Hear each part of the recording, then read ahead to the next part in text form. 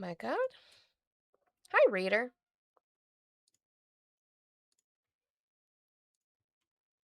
Let's get this.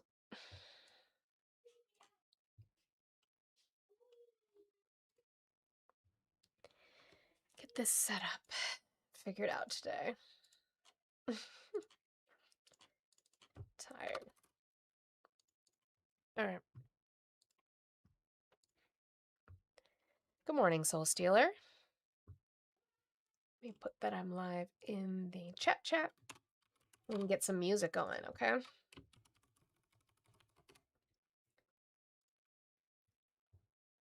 All right. That's off for them. Yes. Okay. Perfect. Let's do that.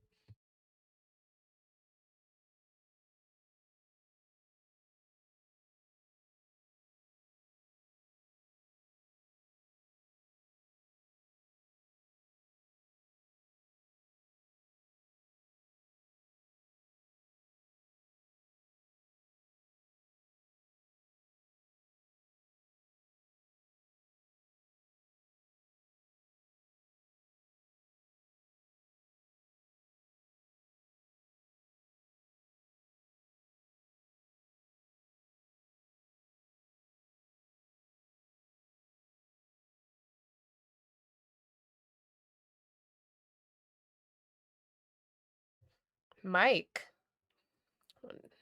Hi, Mia. Let's...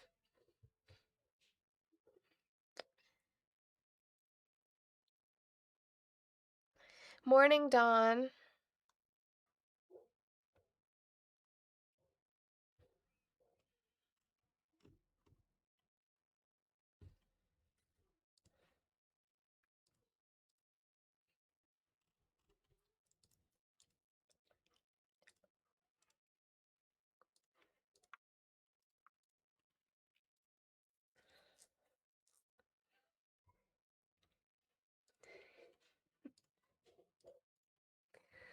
Why is everybody yelling Mike? Make sure we're doing all the good things as we come in, please, on Monday. I appreciate it. Let's start tapping that screen. If you're on YouTube, hit that thumbs up button over there on Twitch. I see you guys. Hello. Why are we tapping Mike? And guys, don't forget, on TikTok, it is a new week. So gift gallery is refreshed. Let's start working on that, please.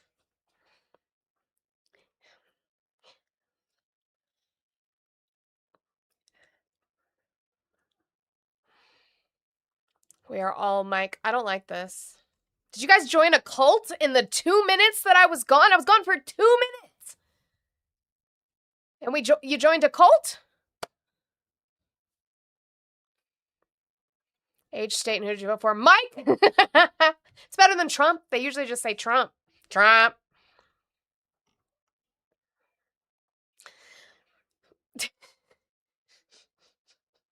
I don't know with you guys.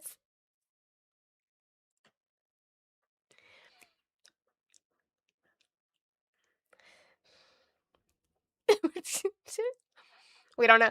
Mike is Mike years old. If you've ever met a Mike, that actually does make sense. Mikes never grow up. They just stay Mike years old forever. I can't. No, the Mike's in here being like, what did I do? Oh, goodness. Good morning. Good afternoon to those of you on the East Coast. Happy Monday. It's midterm Monday, as we know. So we get started doing election stuff. Really just telling you when the next festivals are and what are upcoming for tomorrow and for Saturday. And that is how we will get our day started. But first off, If you're watching over here on TikTok, welcome in. If you guys could tap that screen, I would appreciate it. We like to hit 50,000 likes before the top of the hour. I've seen you guys do better. I know you guys can do better. So let's make sure that we do better and hit that 100,000 likes at least. But I've seen you guys hit 200,000, so let's keep working. Keep those fingers moving constantly. I promise you it does benefit you. Your partners will thank you for what those fingers do later. Guys, if you have not shared the live out, you can repost it, add it to your story, share it to 5 of your friends. Make sure we are pushing me out onto that algorithm. I would appreciate it so very much. Do your daily heart me if you have not done so. You should already be following me, so that should just be a golden heart for you. Hit that golden heart, send your daily heart me. It gives you access to stickers, a lot of them like Glenati just used of my face, down in the comments. I would appreciate it if you guys did that. Guys, I have that rose goal. I see that we are getting very close to completing. Let's start working on that. Also, new week, new gift gallery. We have updated to the C5 gift gallery. If you have some extra coins that you are willing to dump, go ahead and click on my profile picture, hit C5 gift gallery, and see what you could complete for me. We try to light that up during the week. It just does help on TikTok, helps push your rankings so that you get pushed out there more and get better numbers. So thank you. If you're watching over on YouTube, guys, you can hit that thumbs up button for me. That would be awesome. I would appreciate it so, so very much. And if you're watching, please subscribe. You can become a member. You can send super chats. Sometimes my chat starts getting really, really fast and you have something important you want to say to me. It is a lot easier if you send a super chat. I am guaranteed to see it versus just writing in the chat. Whether that's a hate message or a message of information and love and support, we appreciate either way. If you're watching over on Twitch, I see you guys over there. You guys can follow and subscribe. If you pay for Prime, remember, you get a free Prime sub every month. Why not let Jeff Bezos pay for you to subscribe to me? When you subscribe, you also get access to emotes. They are the same stickers as we have over here on YouTube for you sending your daily heart me. I appreciate it, guys. Let's get going this morning. Mike. I don't give a fuck. His name is Mike. Good for you, Mike, I guess. Go, Mike. All right. We are going to get started today with the festivals that are going on. Oh, I didn't do my goal announcement. I just was like ready to move on. Okay. Also, I have my 100 goal that I have every single day, guys. This is my job. This is what I do for a living. So I would appreciate it if we could contribute to that and get that down. Crowdfund and pay for a woman's labor. I would appreciate it, guys. Cash App, Venmo, PayPal, all in the link trees in my bio. If you could $1 train, $2 train, send me a message. We can get that accomplished today. I would appreciate it, okay? All right, now on to these festivals, okay? We've got some going on tomorrow. In Alabama, you have your Alabama statewide primary runoff election. In California, District 14, special primary election for U.S. House California District 14. If you're in the District of Columbia, you have your District of Columbia 2026 primary election. If you haven't voted, that is tomorrow. District of Columbia special general election for Washington, D.C. City Council at large. In Georgia, your Cherokee County School District, Cherokee County School District, District 3 special primary runoff. Georgia DeKalb County general election runoff. Georgia DeKalb County School District general runoff election. Georgia Fulton County general election runoff. Georgia Fulton County Schools general runoff election. And Georgia, you have your statewide primary runoff as well. They actually, or has that been, do you actually have that? I know that it's been wonky because of the issues, but. Oh no, Georgia. So no, never mind. Georgia's fine. Georgia special general runoff for Georgia State Senate District 7. Georgia, if you're in Gwinnett County, your public schools general runoff election is tomorrow. Georgia, Henry County Schools general runoff election. Georgia, Muskogee County School District general runoff election. Georgia, Savannah, Chatham or Chatham, County Public School System general runoff election. If you are in Oklahoma, you have your statewide primary election tomorrow, okay? I'm not calling it decab. There's an L in it. Leave me alone. Oklahoma special primary for Oklahoma House of Representatives District 92 tomorrow. Oklahoma special primary for Oklahoma State Senate District 17. And South Carolina, you have local elections as well tomorrow. Now, the only other thing I have until next week's midterm Monday is going to be Indiana has their Republican Party state convention on Saturday, June 20th. Is it Chatham? Okay, I wasn't sure. Pronounce them all wrong on purpose. It brings me joy. Listen, that is Kalb.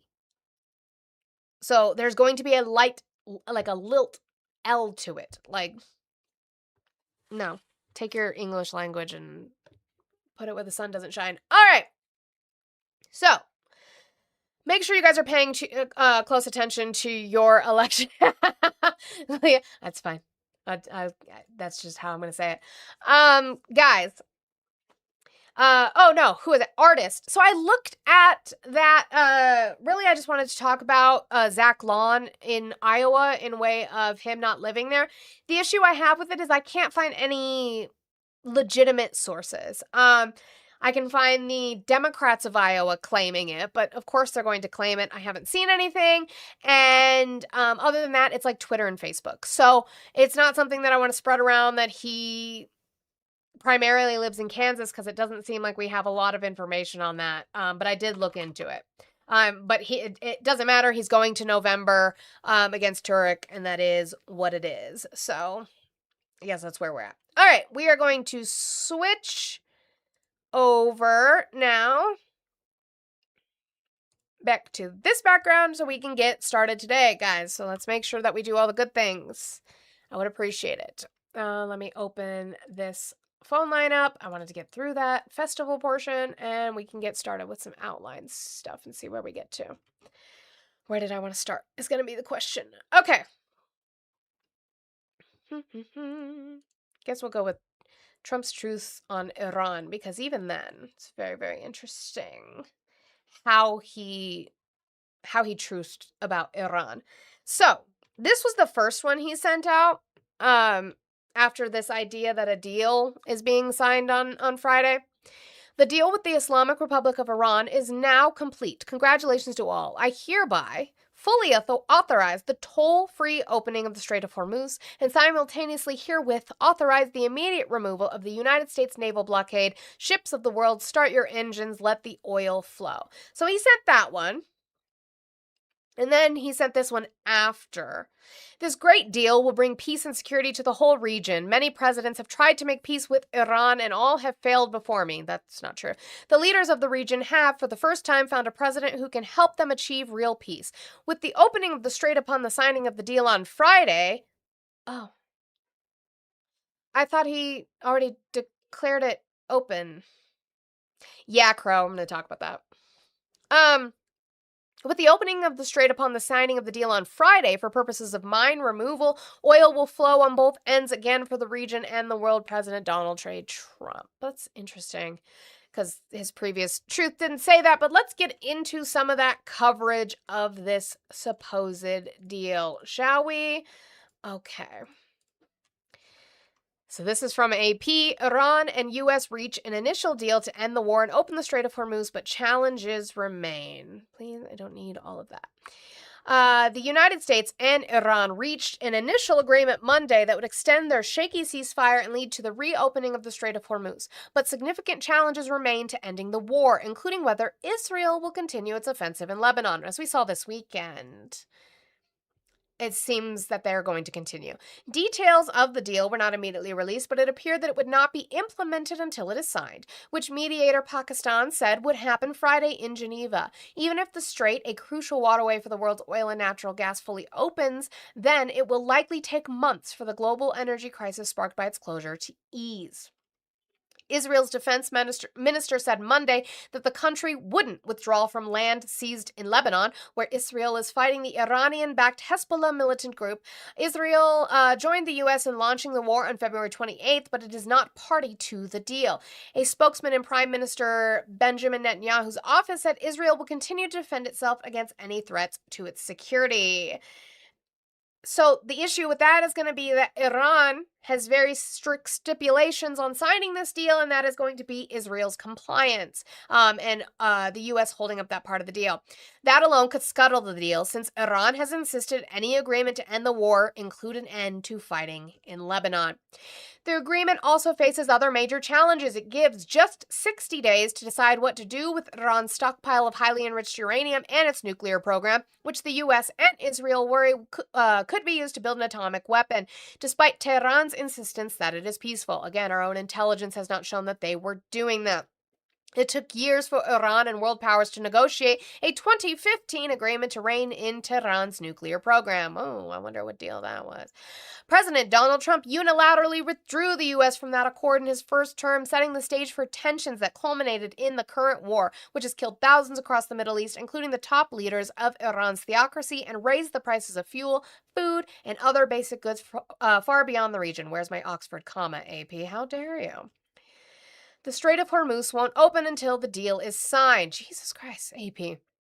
Trump, who faced pressure to end the war ahead of congressional midterm elections in November, hailed the agreement on social media, saying he had authorized the opening of the Strait of Hormuz and the ending of the U.S. blockade of Iranian ports. He later said the strait wouldn't open until Friday. I showed you those contradictory truths. The U.S. military said the blockade will remain in place pending execution of the deal. Do not attempt to cross until explicit direction is given, it said Monday in an advisory to merchant ships. Iran's Deputy Foreign Minister Kazim Garibabadi confirmed the agreement on state television, but said Iran would not start implementing it until it was signed. Early in the war, Iranian attacks on ships brought traffic in the crucial waterway through which a fifth of the world's oil and natural gas passed before the conflict to a near standstill. Trump implemented a blockade in response. Remember, we blockaded the blockade. We really did a lot. The closure of the strait, Iranian attacks on Gulf energy infrastructure, and the blockade sent fuel prices skyrocketing, and the knock-on effects rippled through the world economy. Energy experts say it will likely take months before energy companies can resume operations to the point of meeting the world's demands. Iranians and U.S. officials will hold preparatory meetings in Doha, Qatar this week before the signing, said a diplomat with direct knowledge of the talks, who spoke on condition of anonymity to discuss the closed-door meetings. Vice President J.D. Vance said an interim deal to end the conflict was electronically signed Sunday ahead of the planned ceremony in Switzerland. The White House hopes to release the memorandum of understanding in the coming days. He said, quote, I think when people see this deal, they're going to realize that it's going to make the whole region safer. Vance said Monday in an appearance on CNBC's Squawk Box. So again, this goes over the fact that Israel said they will not withdraw from Lebanon, which has been a harsh condition for Iran, that you need to figure out what the fuck is going on with Israel. So now, as we've seen, the markets, the oil market went down tentatively and the stock market soared up tentatively, again, projecting the idea that this deal gets done.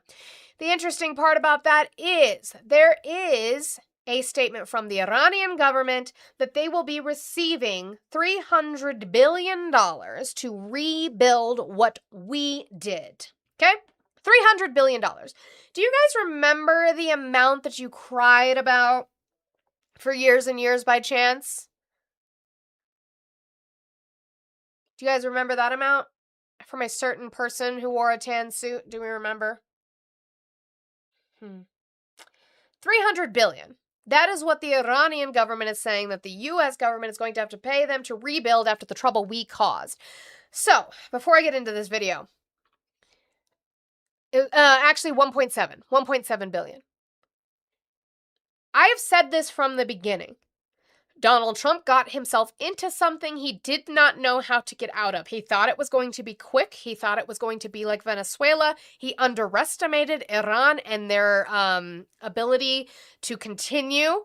And now he's looking for a way out. He has been looking for a way out. That is why he has said almost 40 times that we are close to a deal, we are close to a deal, we are close to a deal. He wants out. And what did I say he was going to do to get out? He's going to say, there's a deal. It's brilliant. It's going to bring safety to the region. It will be better for the United States. And he gets to walk away with all of you going,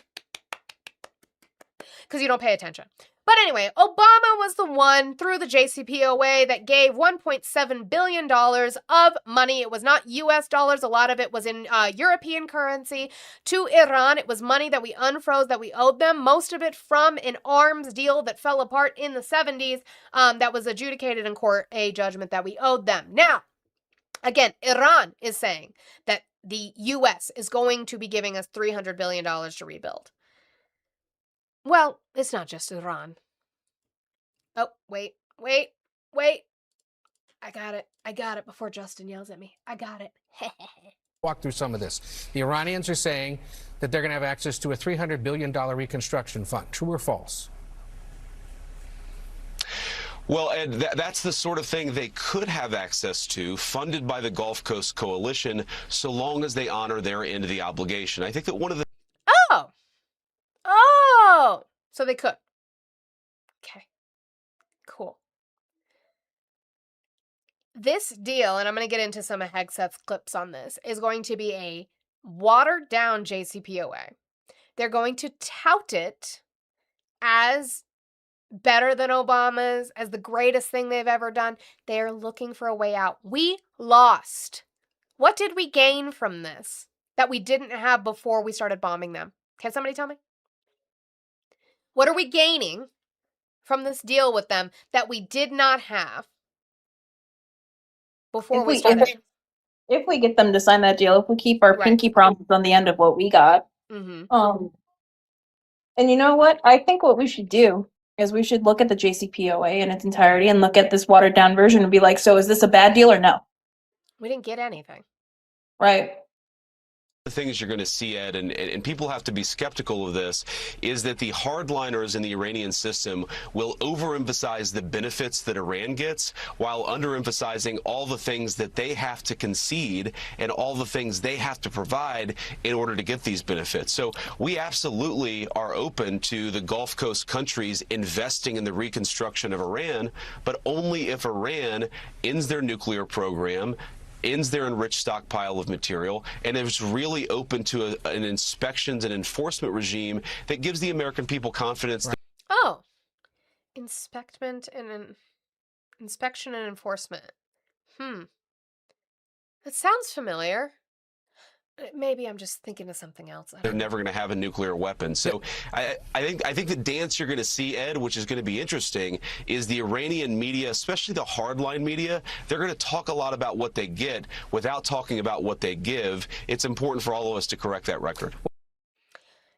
Oh, because you're talking about the same thing that, okay, that the JCPOA had that Donald Trump pulled us out of. Yay, Vance, for that.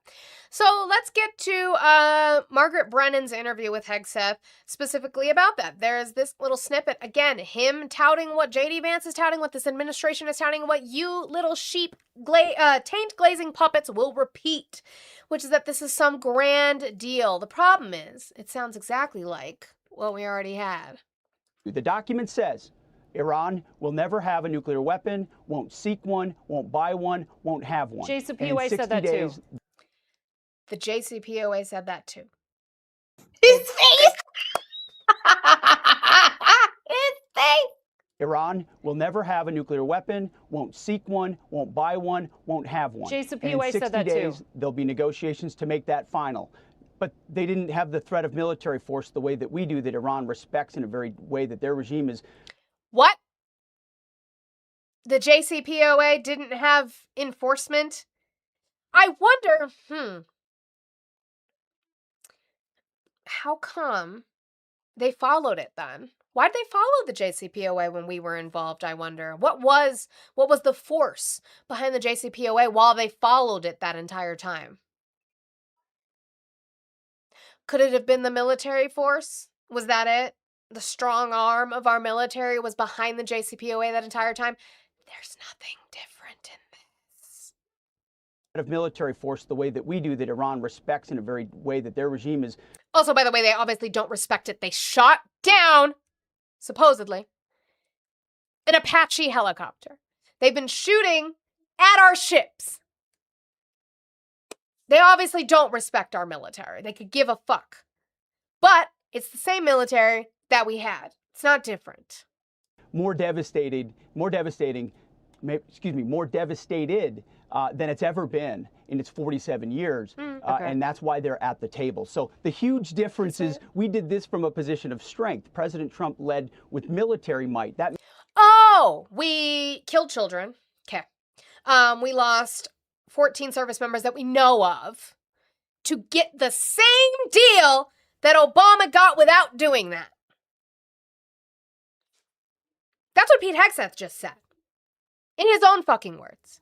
Yeah, we used the military to get the same outcome that Obama did diplomatically. We double-tapped a school and killed hundreds of Iranian school children, And we lost service members with like hundreds more injured. But like, look, to get the same deal. We're so great. Like, what are we winning? Can you guys get off of your fucking knees for this administration and have some critical thinking for the fact that all they did was show Iran that Iran can shut down the global economy anytime they want to. That's it.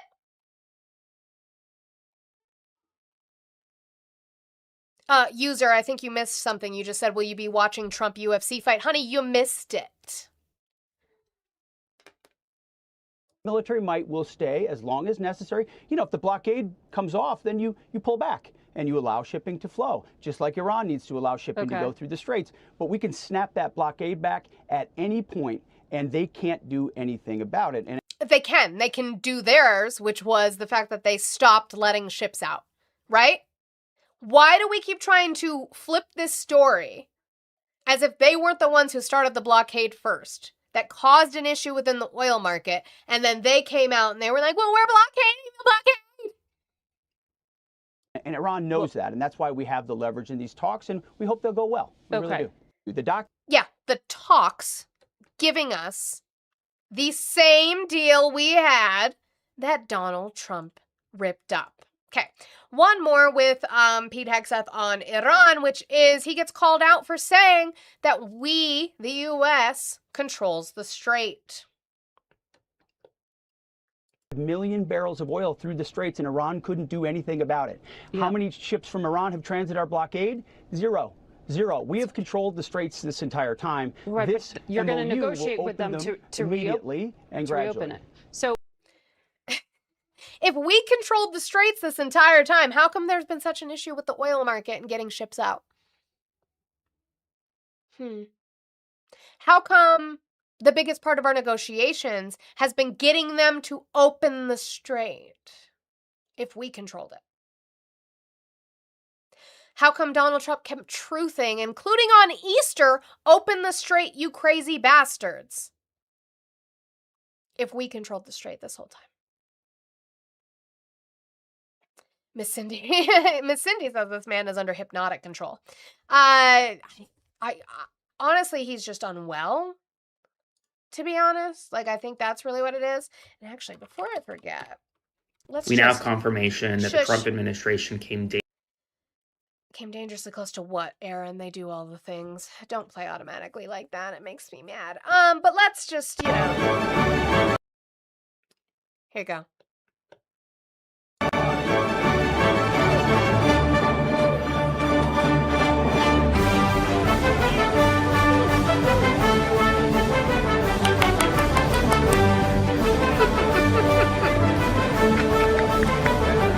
Love that form, Pete Hegseth.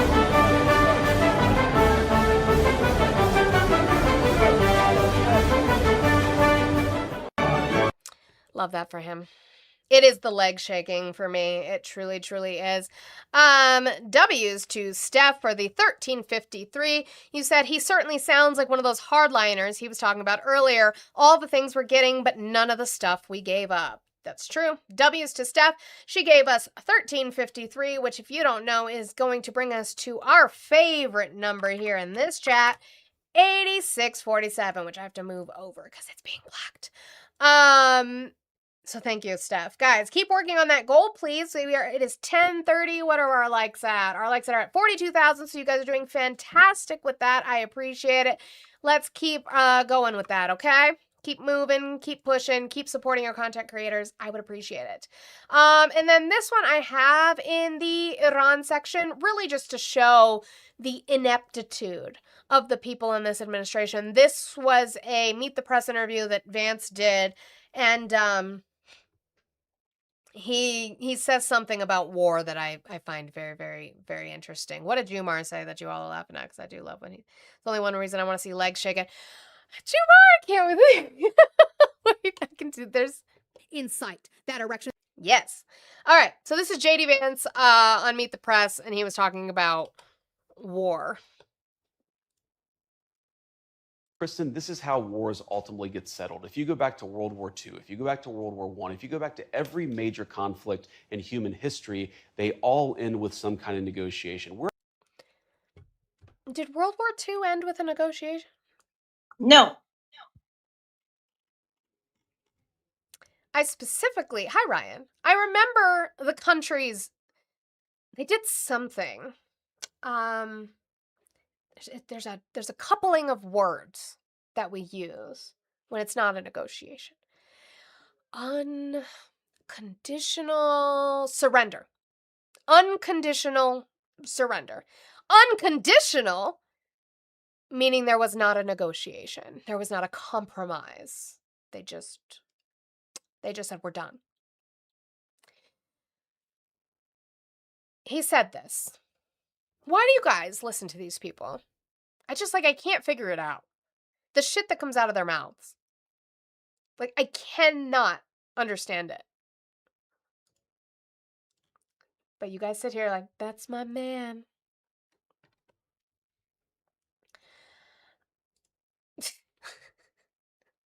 Lakin, I love that you were trying to show a screenshot of the comment from the JD Vance glazer, and in the same breath of him glazing JD Vance for his appearance, you screenshotted me at the worst instance, and I love you for that.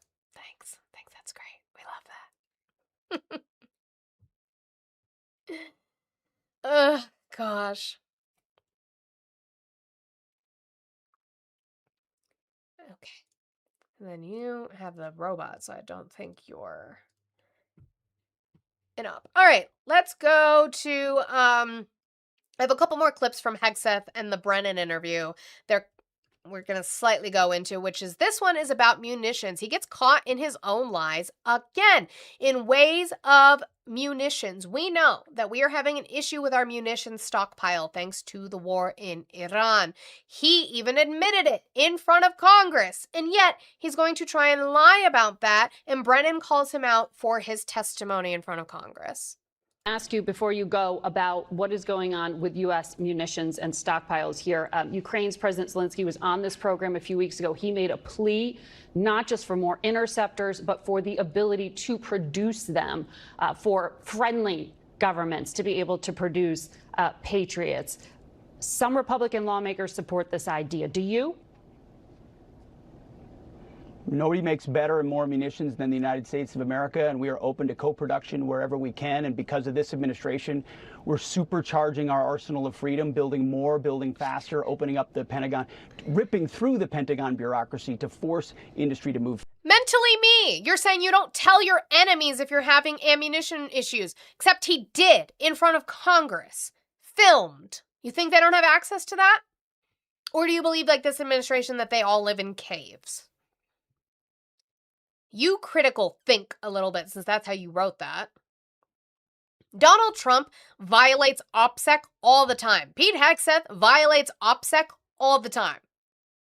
Faster, so but there our stockpiles there is are a crisis strong, with and they will those only get stronger right in the future. now. So she's addressing him. There is a crisis with the stockpiles. We are running low on our munitions because of the amount we have used in Iran. There is a crisis with those stockpiles right now in private industry. That is a manufactured story that the media wants to peddle. And he just said that's a manufactured story from the media. And she said you testified to it in front of Congress. There's a crisis with those stockpiles right now in private industry. That is a manufactured story that the media wants to peddle. And ultimately, our stockpiles are great, and they'll only get stronger because of the way this president has. You testified under oath that it would take years to rebuild those stockpiles. See, he's doing exactly what you guys all do, which is you just keep talking because you're trying to convince yourself, not me. You're not trying to prove anything to me, because when I ask you for sources, you guys just crash out on me. We saw that this morning in Olives. I was being very calm, and you guys crashed out on me because I asked you for sources. So Pete Hegseth is doing what you guys do, which is steamroll, because you're like, if I just keep repeating it, then it's true. If I just keep repeating it, then it's true. She's trying to point out the fact that his testimony in Congress is that our stockpiles of munitions were low and that it was going to take months and years to rebuild. He just said our stockpiles are not low. He's contradicting his own words in front of Congress. Munitions to the, you don't have to read back to me what I testified. Apparently we do. Apparently she does need to read it back to you because you don't seem to remember.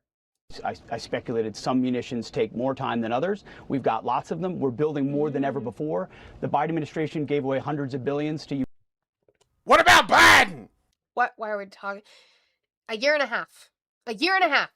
Ukraine, and so President Trump had to refill, and he has, and we have in real time. So the answer to Zelensky's request is a no or a yes? Ultimately, we've worked with them, and Ukraine is buying munitions that Europe pays for, and it's great to see Europe finally step up and pay for those. No, all you did is you decided you were going to profit off of innocent people being killed in Ukraine and have, instead of us sending it to them directly to help them as a friend, as part of the Budapest Memorandum, you decided you were going to make money off of it and have Europe buy it to send to them. That's what you decided. Okay. Well, he was asking for the ability to produce, but I'll leave it there for today. Secretary Hegseth, thank you. All right. And then last clip from Hegseth is going to be, again, him talking to Margaret Brennan, and he's talking about being energy independent at home. Except energy prices are high because of this war in Iran. I was going to say, we did that. We've shown we can do that when we did it with Nicolas Maduro. And because of that, it created the conditions where, in partnership with the Venezuelan government, this is a huge deal. I mean, they invited our military in because they have a foreign terrorist organization on their soil in Tren de Aragua, the founder and leader, and we were able to identify where he was and kill him. Just like we would kill Al-Qaeda or ISIS, and we did in the Middle East. We treat these foreign terrorist organizations the same way, just like... No, don't you remember Donald Trump said that he defeated ISIS, that ISIS doesn't exist anymore, except we're still fighting them. Doesn't make any sense to me, but, sure. We do with drug boats when we identify they're run by those FTOs. So that was a great development. I mean, think about that. President Trump had the foresight to seize Maduro, change the relationship. We have a totally different energy dynamic around the world. By the way energy flows today, the Straits will be nowhere near as relevant 1 to 2 years from now. Because of the foresight of President Trump, he's made us energy independent at home. We're a net exporter. Now they keep doing this. I don't know why you guys don't hear it. They keep talking about the fact we are a net exporter, which is true. What does that do for our prices? Venezuela, through our partnerships, now we're killing foreign terrorist leaders who have terrorized the American people. The amount of drugs and gangs that came from energy. Which again, I bring up Juan Carlos Hernandez, the former president of Honduras. I don't know why Donald Trump pardoned him for his drug smuggling crimes, but here we are. Energy prices are pretty high right now. It's a huge deal. So I don't know that the independence is helping people at the pump.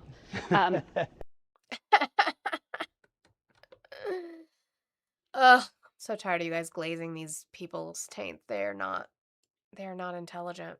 But I guess you aren't either, so that's probably why. Speaking of not intelligent, by the way, thank you, Olive. Love you, work wife. But you remember last week, sweetie, that you... I love you so much. I'm just kidding. But you remember... What did I do? Do you remember how you were like, where's Kristi Noem? Yes. I found her. Why? It's like you summoned her. It was so funny because it was like later that day or the next day. I was like, it's so weird. I was telling Raymond, I was like, Olive just mentioned how we haven't seen her, which is true. We haven't, right? Like she got hidden into this shield of Americas and we haven't seen her. And then she appeared on this Newsmax interview. And I'm just going to show you guys the lack of intelligence from these people. Remember, she was in charge of DHS. She's now been hidden away because of her incompetence. And it's a simple question. They're just going to ask her a simple question. Because remember, she's doing the shield of the Americas for South America specifically. Who's our best friend in South America at this point? So she asks, it's kind of hard to hear. She talks her mouth the way she speaks. But she says, who are our best friends in South America? So she's asking, which countries are our best friends in South America? Who's our best friend in South America at this point? Argentina? We've worked so much with El Salvador on migration issues and third country agreements, but also Ecuador has been fantastic. We did a joint operation with them, with the Department of War against the cartels in their country, which was fantastic. We work very well with Argentina. Their economic policies line up with ours. But Costa Rica has been fantastic. They have a new president that has I was there for her inauguration, and she's going to be a great leader for us as well. So, can anybody tell me where El Salvador and Costa Rica are? Yeah. Are they in South America? No. No. I've been to Costa Rica. I flew there. It was a 5-hour flight. Yeah, not in South America. No. No. It's a very specific little land bar that's called Central America. I'm glad that we can do geography. I regret asking where she is. It's south of America. Thanks, babe. Yeah, sure. God. It's on the Gulf. Yeah, exactly. I don't, but these people. All right, here we go. We're going to finally get to this immigration section. I have a lot in here. Some of it you probably have seen because I've had this for a while, so we are behind a little bit. Her new job in South America, I don't know, it's like Shield of the Americas. She does, another part of the interview, she talks about gang busting in other countries. So basically, colonization. We are now actively creating organizations to be the world police. I thought Republicans and conservatives didn't want us to do that anymore, but we are going to be the world police, and we're going to gang bust in other countries that didn't ask for us to be there. I guess that's what we're doing. All right, so let's get into some stories that we had that I have not been able to get into with immigration. So, Trump administration plan would allow for quick asylum rejections without interviews, internal documents show. The Trump administration is developing a plan that would allow U.S. immigration officials to quickly reject some asylum applications without interviewing the applicants, according to internal federal government documents obtained by CBS News. The Department of Homeland Security regulation who's going to bust X. The Department of Homeland Security regulation described in the internal documents would be the latest effort by President Trump's White House to tighten access to the U.S. asylum system, which administration officials have claimed is plagued by systematic fraud. Under the regulation, officers at U.S. Citizenship and Immigration Services, a branch of DHS, would be empowered to reject asylum applications without adhering to the traditional practice of interviewing the applicants if they find the cases were filed a year after their arrival to the U.S. USCIS would place rejected applicants in deportation proceedings before the Justice Department's immigration court system, requiring them to plead their cases to remain in the country in an adversarial setting, the documents say. Lakin needs a disco timeout. What is Lakin doing? Why? Why? Oh, what is happening? What is happening? Okay. I'll have to catch up on that later. U.S. immigration law generally disqualifies foreigners from applying for asylum if they do so a year after entering the country. But that provision includes exceptions, such as cases involving a serious medical condition or poor legal counsel. Unaccompanied minors are also not subject to the deadline. So we already have where if you wait until after the 365 as designated by 8 U.S.C. 1158, you already are pretty much on a list that you can apply, but you're most likely going to be denied, unless you have a medical condition, poor legal counsel, or you are an unaccompanied minor, children. But apparently the administration doesn't care about that, as we well know, but you don't. The regulation outlined in the internal federal documents would allow USCIS officers to move forward with an asylum case and schedule an interview if they determine the applicants meet one of the exceptions for not filing for their application within the 1-year deadline. But the regulation would nonetheless upend USCIS's longstanding policy of interviewing virtually all asylum applicants before making a decision on their claims, allowing for quick rejections of cases where the paper record suggests the applicants did not meet the 1-year deadline. In a statement to CBS News, a USCIS spokesperson said the Trump administration is considering multiple options to address a backlog of over 1 million asylum claims created by the Biden administration's dangerous open border policies. Again, we have been talking about this for upwards of 2 years now on this platform, at least. Hi, Dad. And you guys have yet to give me a policy from the Biden administration that was implemented that was open border. Quote, this would allow USCIS to avoid wasting time on asylum applications that would otherwise refer to immigration proceedings and would allow illegal aliens to have their claims heard by a judge. Conchita Cruz, an immigration lawyer who runs an organization that assists asylum seekers, expressed concern that the regulation would wrongfully place applicants in deportation proceedings without allowing them to explain why they may have filed their application after the one-year deadline. Cruz, the co-executive director of the Asylum Seeker Advocacy Project, said there are many reasons why asylum seekers may file their applications more than a year after entering the U.S., including because they've been living in the country with a temporary status visa. If the government decides that you are allowed to have this visa and then all of a sudden revokes it, you have been now in the country for longer than a year and did not apply for asylum, and outright rejecting it does not allow them to express what's going on. The government would be changing the rules on immigrants who have been navigating a complex immigration process, often for many years.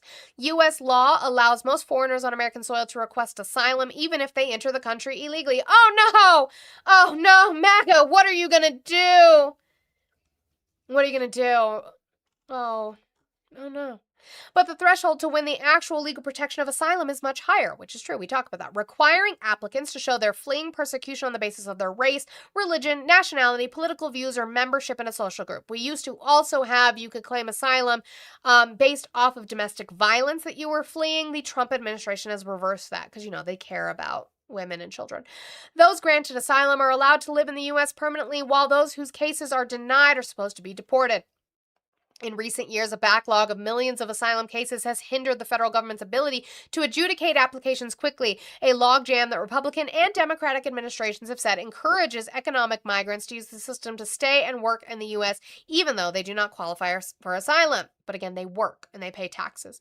USCIS, which oversees asylum cases filed by immigrants in the U.S. legally or who are not facing deportation, had 1.5 million pending asylum applications as of last fall, government figures show. Meanwhile, the Justice Department's immigration courts, which handle deportation cases, had 3.3 million pending claims as of March, 2.3 million of them involving asylum requests. As part of its deportation crackdown, the Trump administration has adopted various measures to restrict asylum and aggressively pursue the deportation of asylum seekers, mainly those who applied into the U.S. along the southern border under the Biden administration. Remember, he said he was going after the worst of the worst. He was going after people who didn't follow the law. Asylum is the law, so he lied to you once again. The administration has brokered safe third country deportation agreements with multiple nations across the globe, including ones with questionable human rights records, to send asylum seekers to countries that are not their own, with instructions to seek refuge there instead of in the U.S.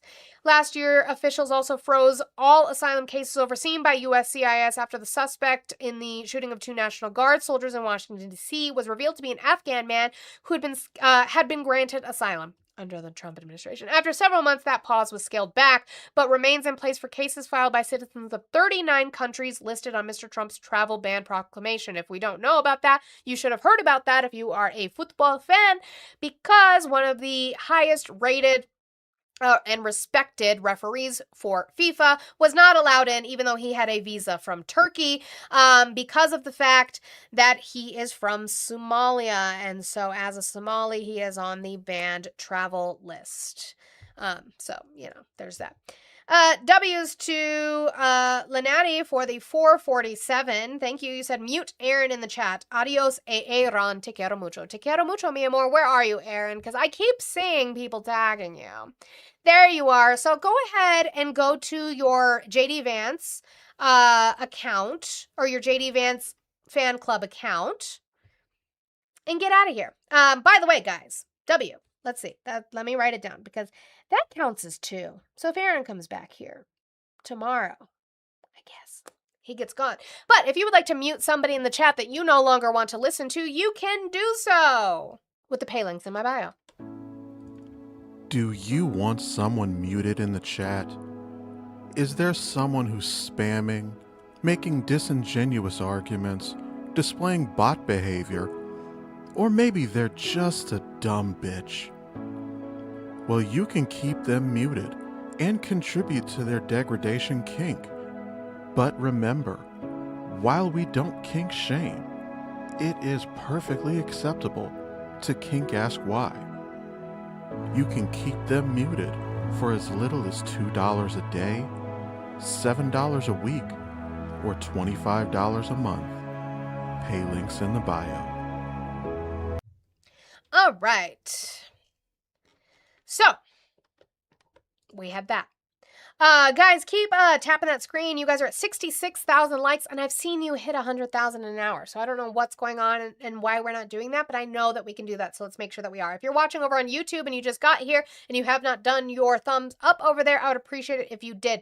So guys, keep working on tapping over here on TikTok, Twitch. You guys are just wonderful angels watching over there, and I appreciate your support. Guys, I have 82 now left in my goal. Remember, this is my job. This is what I do for a living. Make sure you're tipping your content creators for the outlines that we put together that sometimes take me a while to get to, but we do eventually get to them to give you this information that you might have missed. Did Peter give me crabs? Peter, I'm sorry. Oh my God, I have crabs. I'm sorry, Peter. Thank you, Peter, for giving me crabs. You know I always appreciate it when you do. Okay, so there is that. Let me see, because some of these are out of order. Some of them are changed now. Let me see. I had let's go try and bring up this one. Okay. Speaking of asylum, we had this ruling. When was this? June 5th. Judge says officials must restart asylum and immigration processing. A federal judge in Rhode Island on Friday struck down a slate of immigration policies enacted by the Trump administration, writing that it had left immigrants living in the United States in, quote, indeterminate legal limbo because of, quote, anti-immigrant sentiments that it is forbidden from letting influence its decision-making. More for fun. Did you do it again and I missed it? Oh my God, I have crabs. In a searing 135-page opinion, Judge John J. McConnell Jr. wrote that actions to lock eligible asylum seekers out of the immigration system and deny other temporary work permits has made it functionally impossible for a broad swath of people to remain in the country. The resulting squeeze, he wrote, quote, placed the lives of countless individuals on hold solely by virtue of their countries of birth. Excuse me. The policies enacted by U.S. Citizenship and Immigration Services, USCIS, included a global hold on asylum applications filed with the agency. Remember, we just talked about this, that they had a pause on it. It also paused decisions on immigration applications filed by people from 39 countries subject to the president's travel ban, halting their ability to obtain green cards, U.S. citizenship, and other benefits. The policies were announced in November, shortly after the authorities said an Afghan national shot 2 National Guard members in Washington. The man, Ramanullah Lakhanwal, has pleaded not guilty. The freeze resulted in many immigrants inside the United States waiting indefinitely for decisions on their applications, disrupting their ability to legally work and leaving them to question whether they could remain in the country. Quote, over 6 months later, many of those individuals remain without work, without legal status, and without any meaningful ability to plan for their futures, Judge McConnell wrote. Judge McConnell wrote that the various holds violated the immigration laws governing the responsibilities of U.S. Citizenship and Immigration Services, and that the agency had routinely applied the law unequally under the policies. JYN is, that's you coping. You said, then you house them. This is our law. This is about what our law requires USCIS to do. You don't have to like it, but you have to follow it until they change it.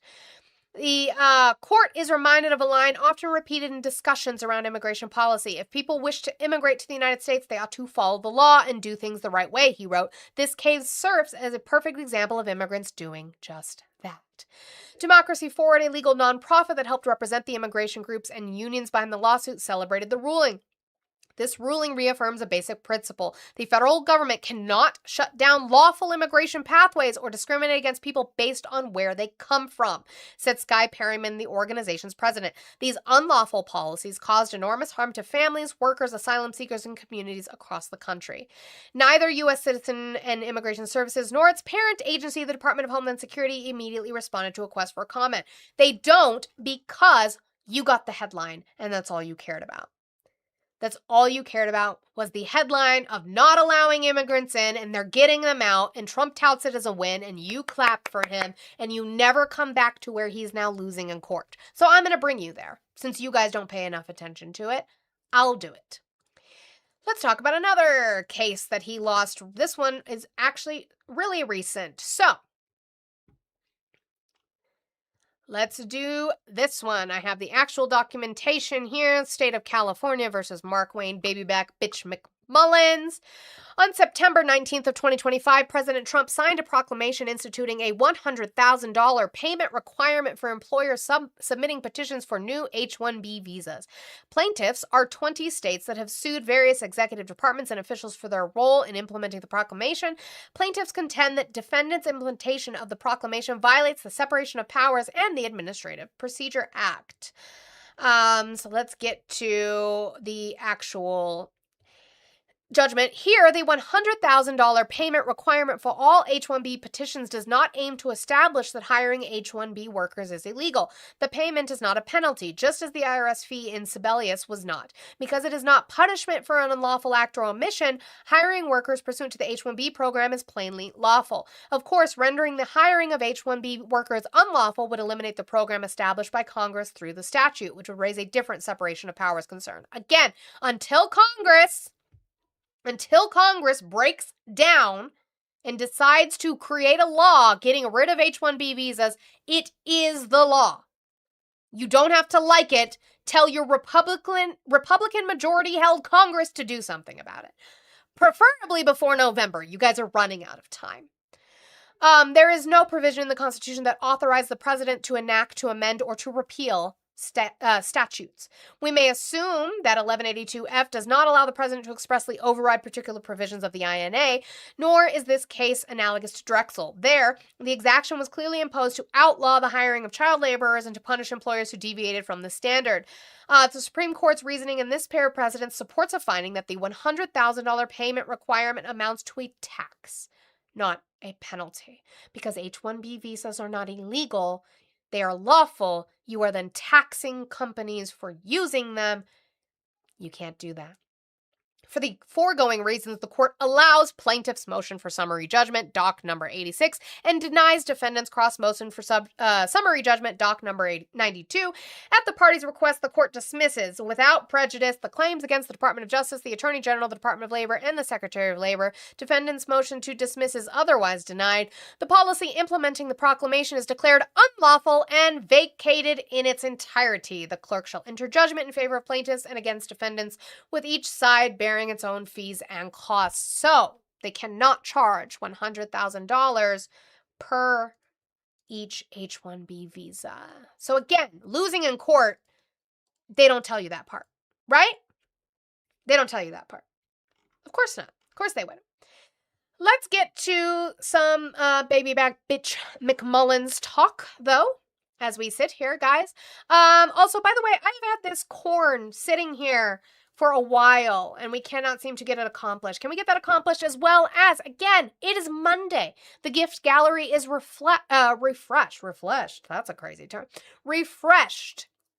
Can we please, if you have an extra little pocket of coins that you would like to complete, see if you can complete something in there. Since we are just starting, we have a lot of the other ones. Let's, if you have the ability to send 6 hat mustaches, go ahead and do so, or 6 hand hearts. I know it gets tougher as it gets more expensive, but I've seen you guys do it in other spaces. I know you can, so let's do that. Yeah, Dean, it's exactly that, right? It's them activist judges with TDS. Or maybe he's just breaking the law. As a wise man said, stop breaking the law, asshole! Or change the law. But they don't do that, do they? Okay. So here is McMullins here. Why'd you do that? Yeah, stop. No? Okay, you're gonna be a pain. I'll fix you later. Now, he was in front of Congress, again, because of budget. Which, by the way, again, I said, these are old. Oh my God. Thank you, Trademark. Thank you so much. It gave Trump one, too. We love that for him. Yeehaw! Yeehaw! Thank you. He was in front of Congress. They were trying to get the budget together for CBP and ICE, right? They had funded DHS together. It took a long time. They finally funded it together, but CBP and ICE, the Democrats said, we're not going to help you fund without stipulations. And the Republicans finally barely were able to get it done on their own. They really are very, very feckless and unable to get things done for themselves. So this is old. The budget has passed since then, but the conversations are still relevant, and so we're going to talk about those. Mr. Secretary, I think you were crazy to have taken on this job, but at your confirmation hearing, you did promise that you would get DHS out of the headlines. We took you at your word, but nothing has really gotten better. My fault. In fact, you spent the first 2 months of your tenure threatening to suspend international arrivals in states represented by Democrats. Not only would that throw our entire air travel system into chaos, it's completely illegal. Now, he has been threatening this for a long time. If these sanctuary cities, which none of you know what that means, if they do not decide to be forced, strong-armed, to help the federal government and use their state resources to do so, he is going to stop international travel to sanctuary cities, to blue states. The lawsuits would be numerous. We love that for them. But also, I guess, back to court we go. But also, I have said, as somebody who lives next to an international airport, I dare you. Do it. Do it. You keep threatening it. Are you not a man of your word? Do it. Oh, I have that too, Jay Bunky. I would love to see what the economy looks like when you do that. Okay, Pumpkin?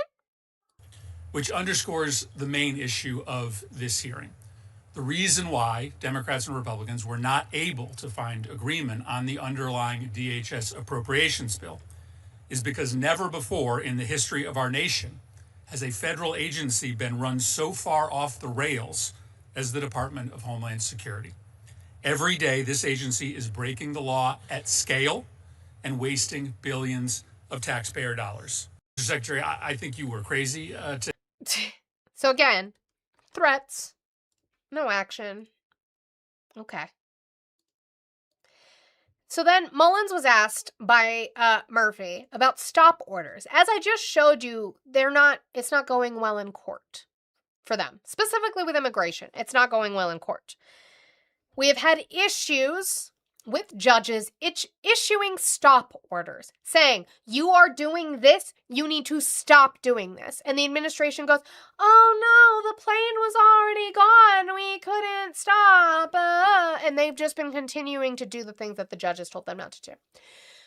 Seeing as Mark Wayne's McMullins is new as the director of DHS, Senator Murphy is going to ask him about following those stop orders. And it should concern everybody who claims to be a Constitution-loving American, what he says. I've just been sort of chilled by our interaction from earlier on this question, and I don't want to put words in your mouth. So I asked you whether you would... Then don't put words in my mouth. Then I'm just going to read back what you said. I said, will you or will you not implement court orders? And your answer to me was, if we didn't think the courts were politicized, then I'd be able to answer that. But we see the courts over and over again use their bench for political opinion. I'm just asking. That's a true statement. Tell me I'm wrong on that one. I'm asking you this. Is that not right or wrong? I'm asking you this honestly. Because I remember when we certainly. Let me ask. I remember when we were putting these same conjunctions again. That's not how you should answer. If you're being asked, are you going to follow court's orders when they issue stop orders, as in stop what you are doing, it is unlawful. Your response is, we would if we didn't think they were political. You can think they're political. That's fine. You can think that the judgments are political. You still have to follow that law until that law changes or that judgment gets superseded. That's not how that works. It's very sovereign citizen of him, actually. You can think it's as political as you want. Guess what? The judge could even say this is a political decision. Your job is to follow that until a judge above them in appeals court supersedes that decision. That's how that works.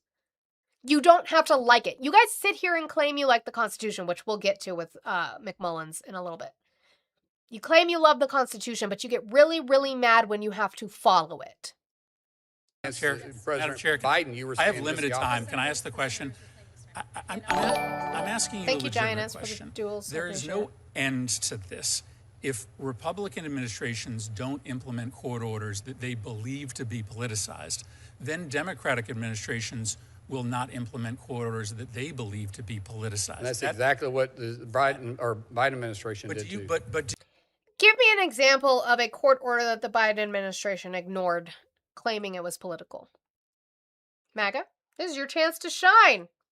What about Biden? It's your chance to shine. Give me that. Give me an order that Biden did not follow because it was politicized.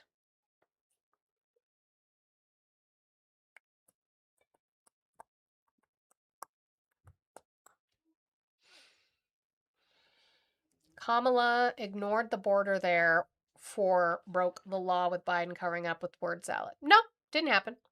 She wasn't in charge of the border either. That's interesting. That was Alejandro Mayorkas. Don't know if you know that. But where? Where did they ignore a judge's order? No. No. Okay. Cap Life, you started yelling about something else. Okay, botched the Afghanistan exit. Sure. Sure. I think there were mistakes made there on Biden's side and Trump's side who set it up and then did not establish a transition team to guide the Biden administration on that. But Biden made mistakes on that on his own. Sure. That's not what I asked you for. I asked you for a judge's order that the Biden administration chose not to follow because they said it was politicized. Okay. Wait. Gianez, no thank you. Gianez says, I want to kiss you. I do not consent to that. I'm a happily married woman. Thank you. Okay, cool. Glad we covered there's not. But do you see that as a desirable result? The Hunter pardon. Where did a judge say he couldn't pardon his son? And that he did it anyway? Shouldn't both Republican and Democratic administrations implement court orders regardless of what they believe to be the political Senator Murphy, what I would love to see.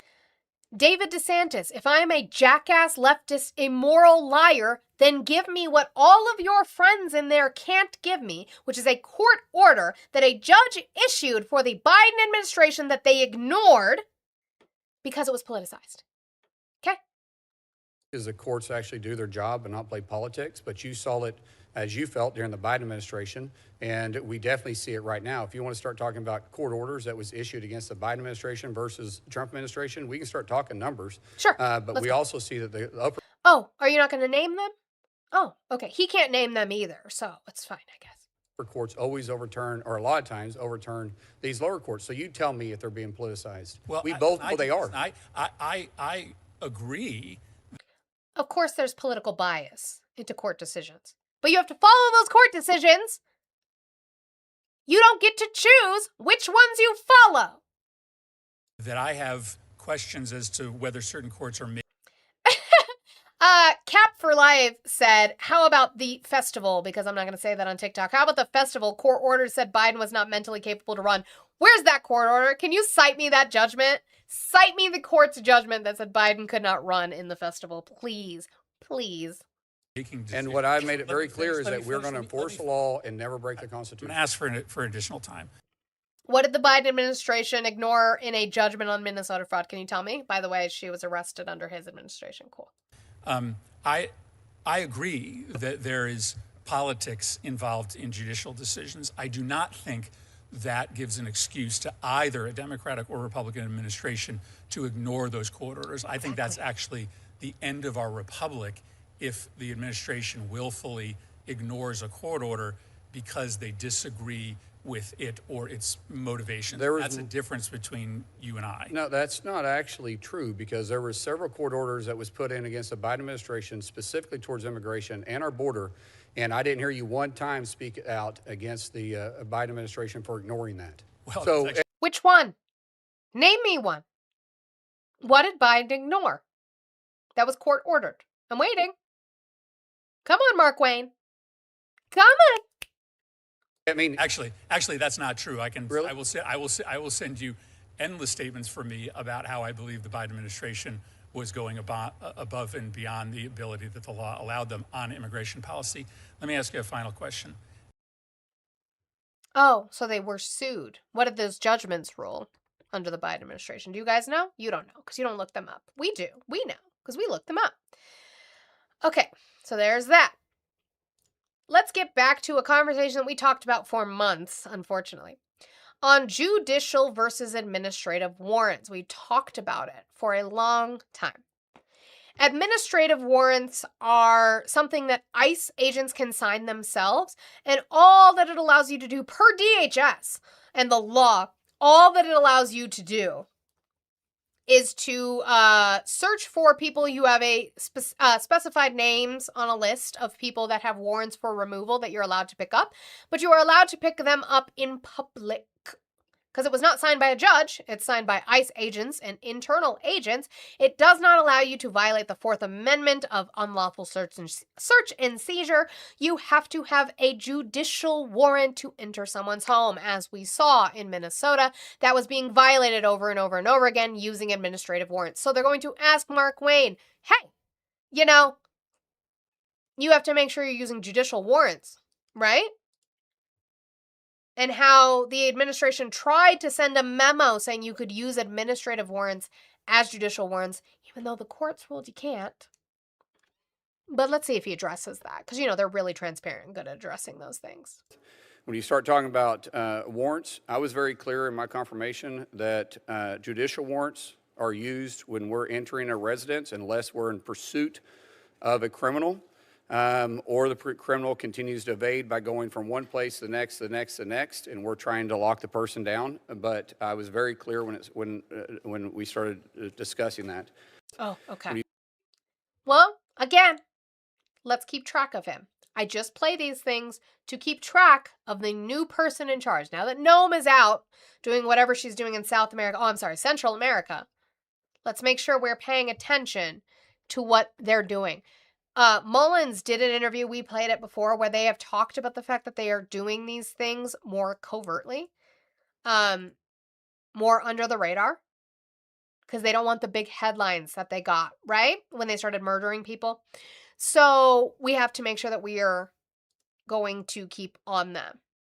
And so Van Hollen is going to talk to him about the fact that there were patterns of false statements from Noam after the killing of Renee Nicole Good and Alex Preddy. And so there's a pattern of false statements within this administration because all they do is defend instead of actually investigating and waiting to find out what's going on.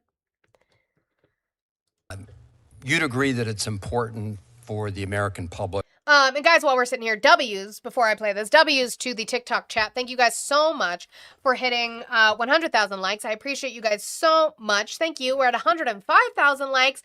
Awesome. And I still have about 45 minutes to go. So I know you guys can tap that up to 200,000 before we leave here today.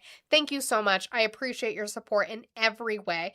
Guys, make sure that we are completing our goals here. We have little finger hearts. Let's work on those. And again, across all platforms, I have 82 left in my goal. Make sure you are tipping your content creators, guys. This is my job. It's what I do for a living. I know that times are hard, but I know we can crowdfund, Dollar Train, $2 Train, and get there today. Okay, so let's work on that. Cash App, Venmo, PayPal, on the link trees in my bio. Just Monida is the name on all of those platforms. Please make sure that you are contributing to me. To be able to trust what DHS says, right? And that it's important that the department put out factual information. You agree that that's important? I think it's important for elected officials to do that. I think it's very important for everybody. So I'm holding up a press release here, Mr. Secretary, dated January of this year. It's before your time. It says that a person named Julio Sosa Silas violently assaulted a DHS agent. I want to read the quote in here from... Thank you so much. That Crow guy, we have so many Corvuses in our community, and I love that for us. Thank you so much for the $19.99 super chat. He said, I get paid, so do you. Thank you so much for that support. I appreciate it. Former Secretary Noam. She said, quote, what we saw last night in Minneapolis was an attempted murder of federal law enforcement. Our officer was ambushed and attacked by 3 individuals who beat him with snow shovels and the handles of brooms. Fearing for his life, the officer fired a defensive shot, unquote. That's a Does anybody remember this case? We talked about it. We talked about it when it happened. We talked about it when they dropped it. Do you guys remember this case? They claimed they were chasing down somebody who then attacked an agent with snow shovels and broom handles. What's interesting is that the DOJ dropped that case and stopped pursuing it. Statement, isn't it, Mr. Secretary? What we have been briefed on, yes. Yeah. And it came to light because the city of Minneapolis had a camera system, and state authorities from Hennepin County have pursued the investigation and recently arrested this officer. Are you aware of that?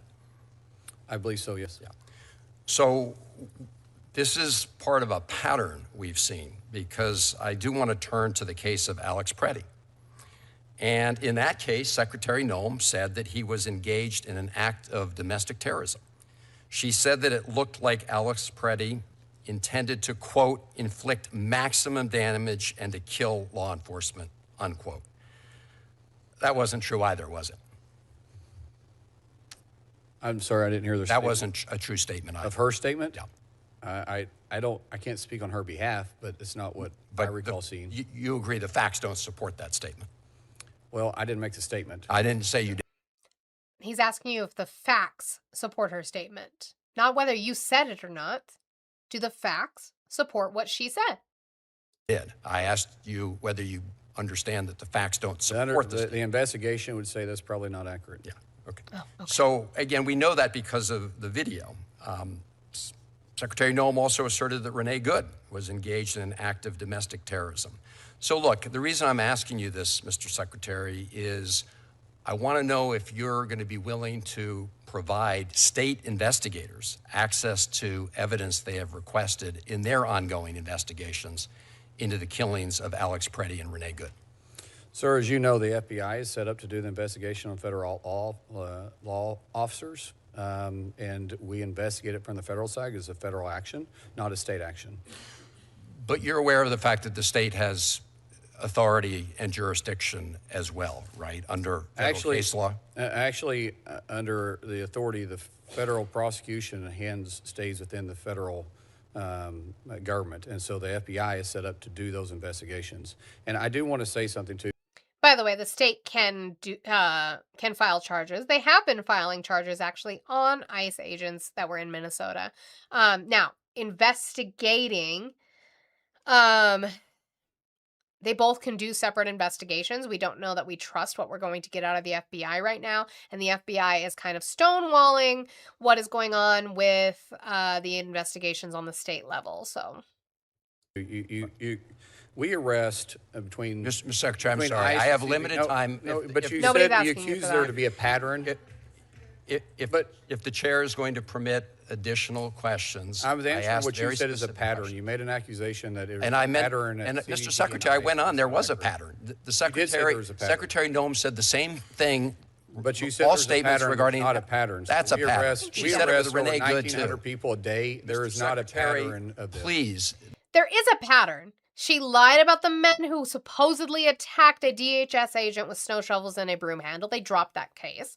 She lied about Alex Preddy, saying that he went out with the intention to harm these officers. We have all seen it at every angle with our own eyes that is not what happened. She lied about Renee Good. She said that there was an agent's car who was stuck in the snow. They were working to get out of the snow, and that Renee Good came up and harassed them and blocked traffic, even though there were cars and DHS cars included able to get around her. We could see that from multiple angles. Why? Because Enzo, I'm so sorry, it's a 2-lane, one-way road, something you don't understand. I guess you've never encountered a highway.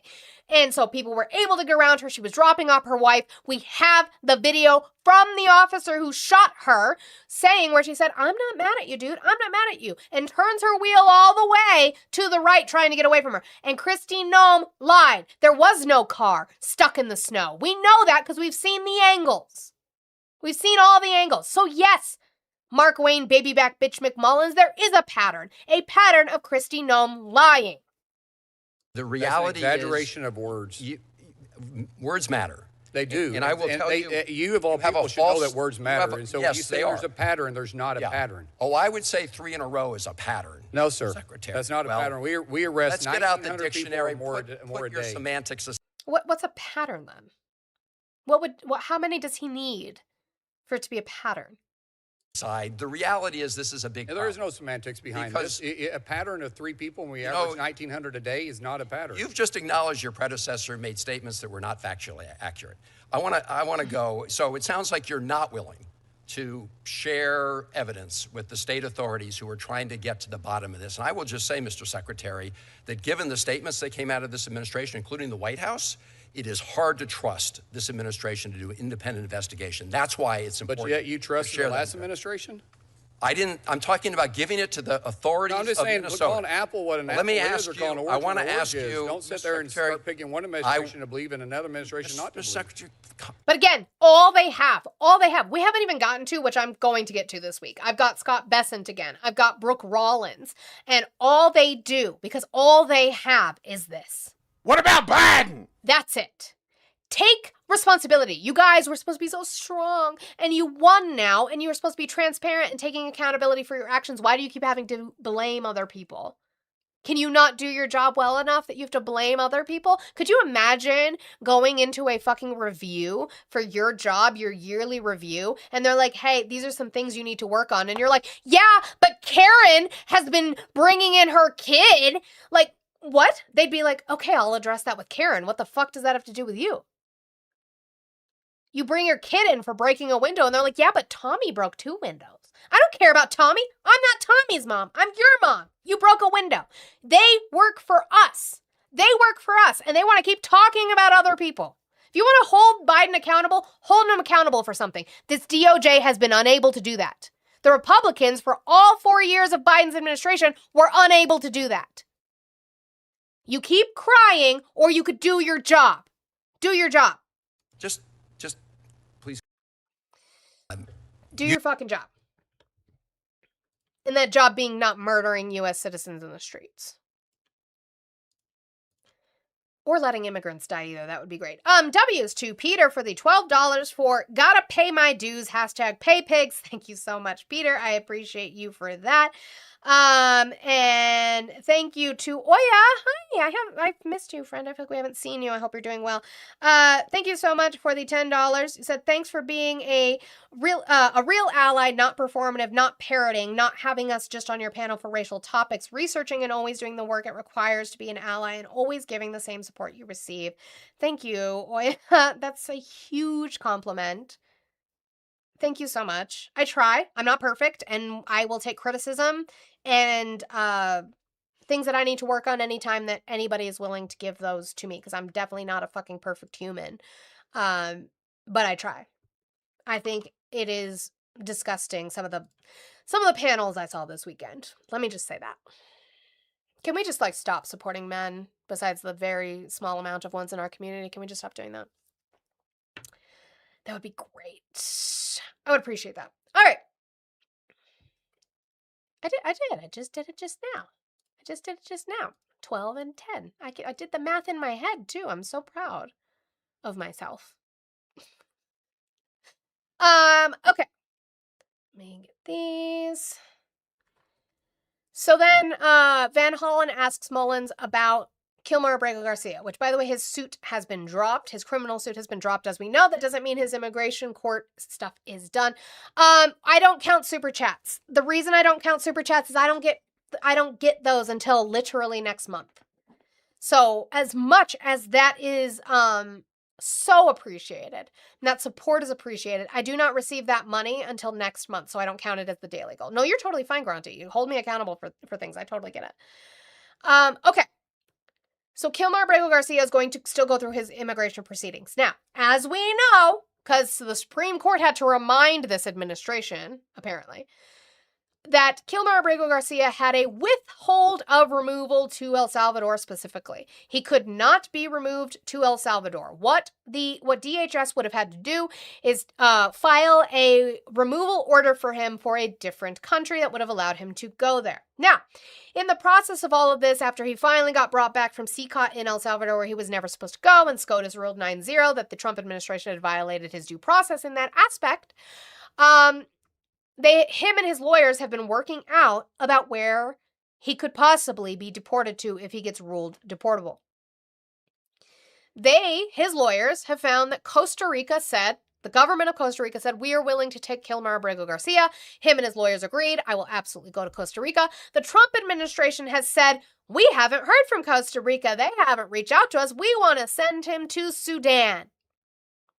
Which, by the way, known for egregious human rights violations. Why would they want to send him there, I wonder?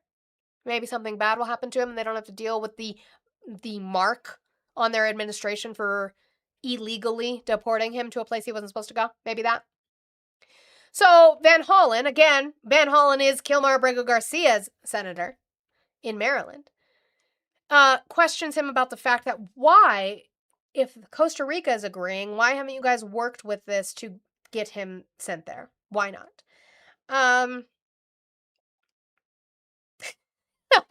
Justin, you just keep getting your account hacked. It was George Soros, then it was Hillary Clinton last week. Now we have Jeff Bezos.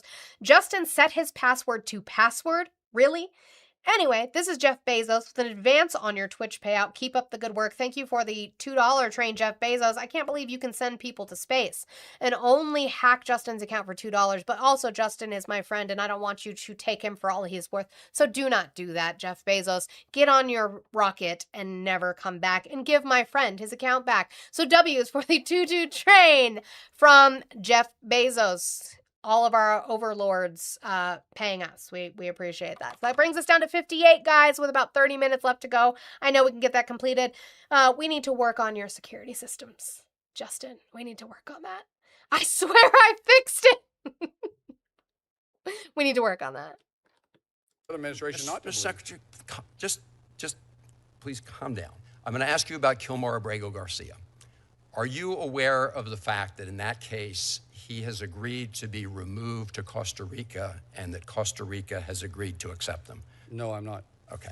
So I'd like you to look into this because essentially what the administration did was say to him when he was returned to the United States after First offender, mind reading much? You sell it yourself. It couldn't be El Salvador anywhere else on the table. It is. And his lawyers and the government of Costa Rica said Costa Rica. Why haven't they done that? Being wrongfully deported to El Salvador, and the administration admitted it, wrongfully deported him.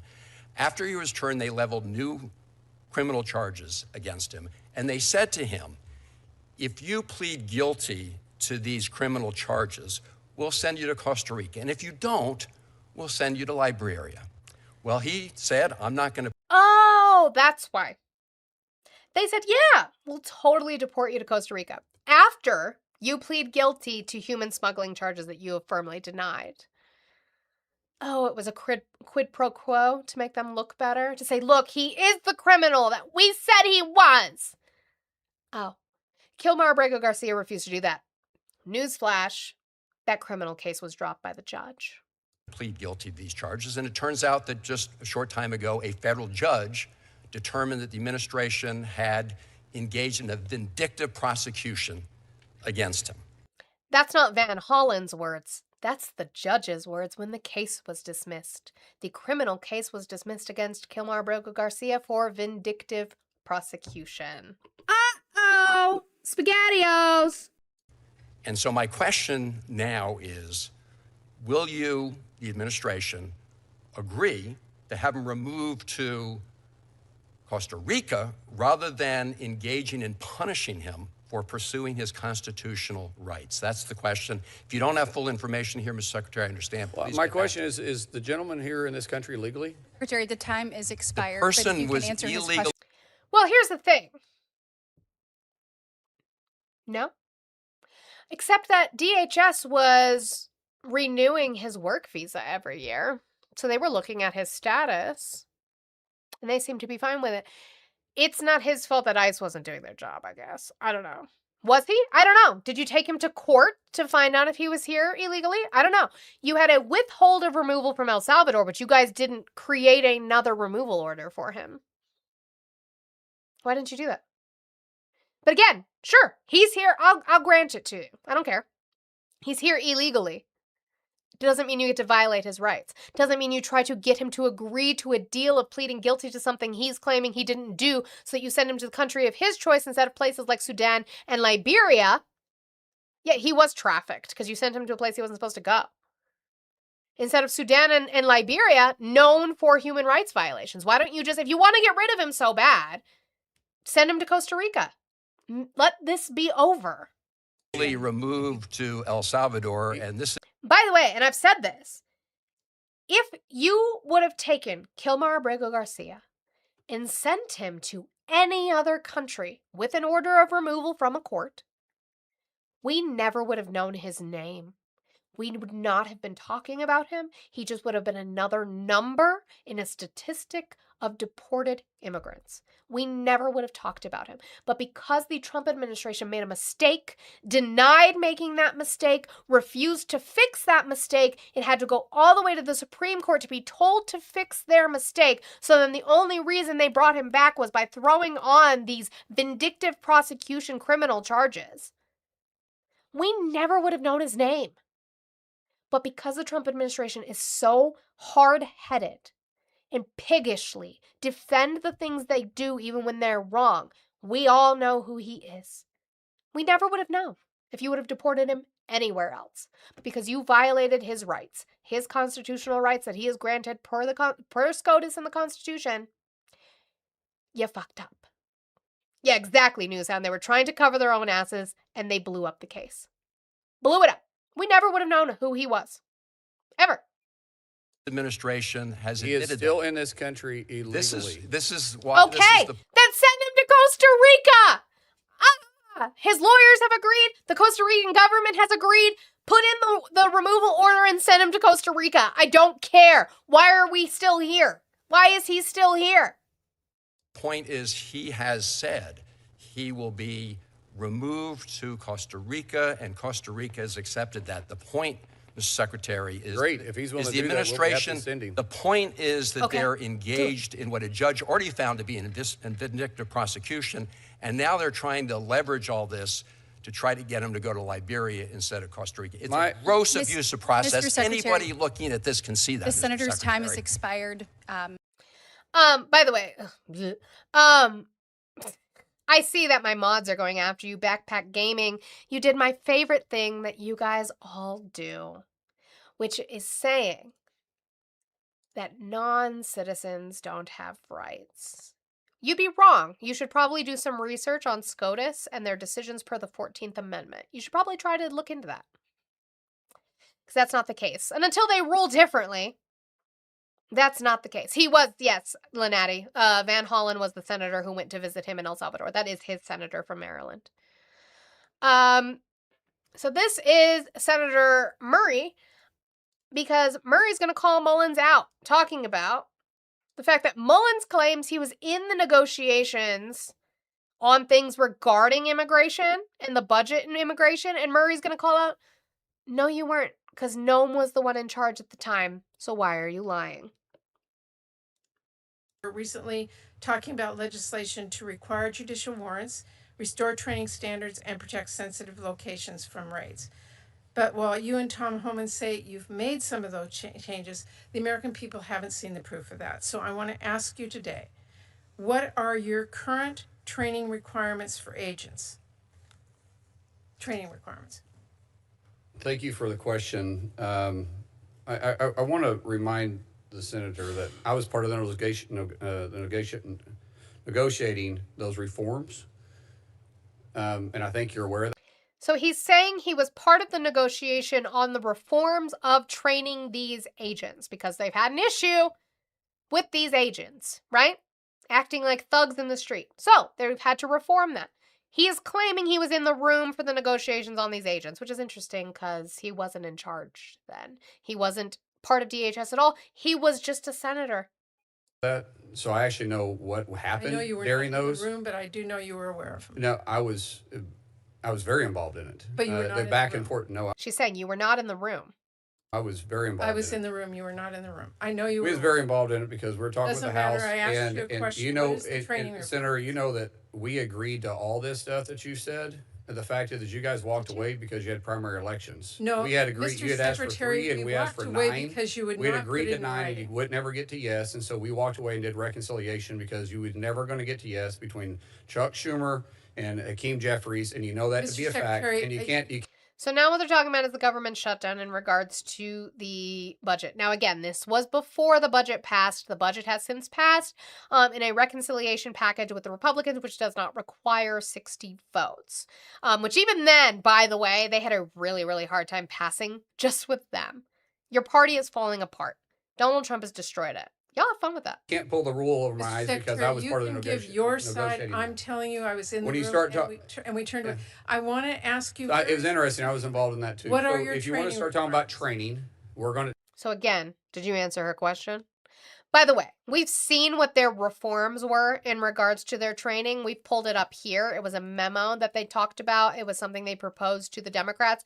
All that it was them saying, we're going to follow the law that we've been breaking. That was it. That's all it was. So then we had this, this truth. This was from June 2nd from Donald Trump. And, I'd love to see them try. Again, you will go back to court. Illegal immigrants and foreign fraudsters steal billions every year from the American taxpayer. As part of my administration's historic effort to end fraud and reverse mass illegal immigration, I recently signed a powerful new executive order which will be led by the Treasury Department to stop banks, credit cards, and financial institutions from being used to facilitate human smuggling, drug trafficking, illegal immigration, and the criminal cartels who orchestrate these activities. Now, again, I tell you, since I have to repeat myself, Donald Trump, it's my favorite one to bring up because it's the easiest to disprove. Donald Trump did an executive order that would require credit card companies to limit the interest rate at 10%. He signed it. It's been enacted for probably almost a year now, maybe a little less, 9 months or so.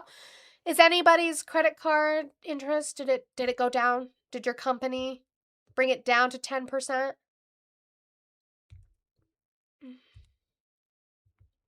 Did that happen?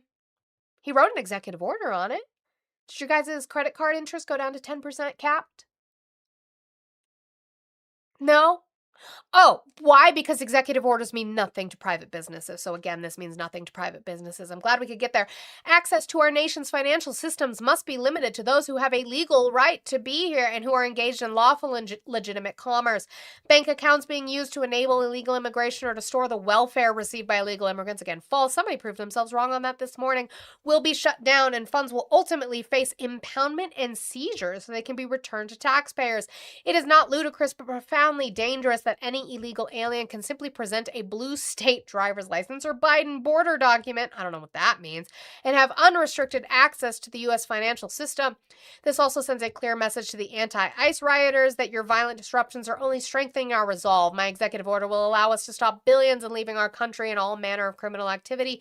It has been said that this measure we are taking is the most effective means of reversing Biden's border invasion. We shall soon find out. President Donald J. Trump. This means nothing. This means nothing. He can't do this.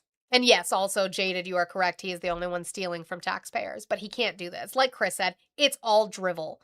This would have to be passed by Congress for it to be enacted within the banking system. But he yelled out a bunch of buzzwords that you guys like. He said things that you might like because you are bigots who don't love the Constitution, so you actually don't love the 3 branches of government and actually how our process works. And so you go, yay! Just use your brain or find one. I don't know. Go find a brain. As long as it doesn't say Abby Normal on it, you're fine, okay? Just make sure if you need to go find a brain. And then this is back to Mullins because unfortunately for us, DHS is also in charge of FEMA. They are in charge of relief funds for the states. The states have not been receiving relief funds. Correction, they do the USA chant, sure. Use our smarticle particles. I like that one, Eli. They are in charge of relief funds. A lot of states, specifically blue states, have been denied their relief funds or they are being withheld. And they are suing, again, in court about these funds. It has been constant, it has been never-ending, and we're going to continue to do it because they cannot do this because it is illegal. They have to give out these funds appropriated by Congress. They do not get to choose. Now, this is Peters. Senator Peters is going to ask Markwayne Mullins about the fact that Donald Trump withholds these funds based off of the state's political affiliation. We know that from his first term. It was reported by staff in his first term that after the fires in California, Donald Trump, because it's a blue state, he did not want to give the funds. Since it mostly affected the OC, his staff members had to bring him the vote pictures and show, look, so many people in the OC, because they're a bunch of rich conservatives, voted for you. And he was like, oh, okay, I love them. Here's your money. So he withheld it. Let's let Mark Wayne explain that. Under Trump's second tenure. That's not how that works, user. You said you don't get federal funds if you don't uphold federal immigration law. No, unfortunately, user, for you, that would be incorrect because Congress appropriates funds. So unless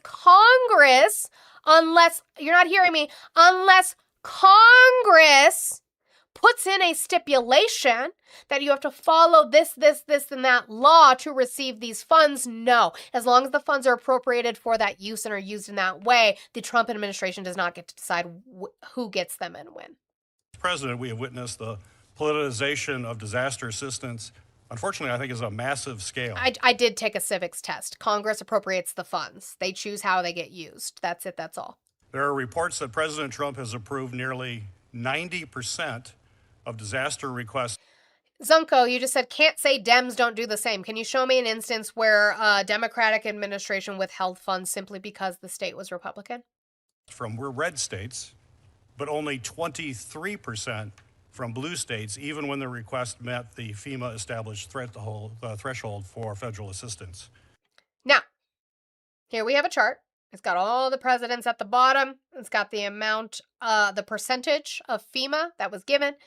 Here you have Bush, Clinton, Obama, Trump, Biden, and then Trump's second term, right? We can see it stays relatively even.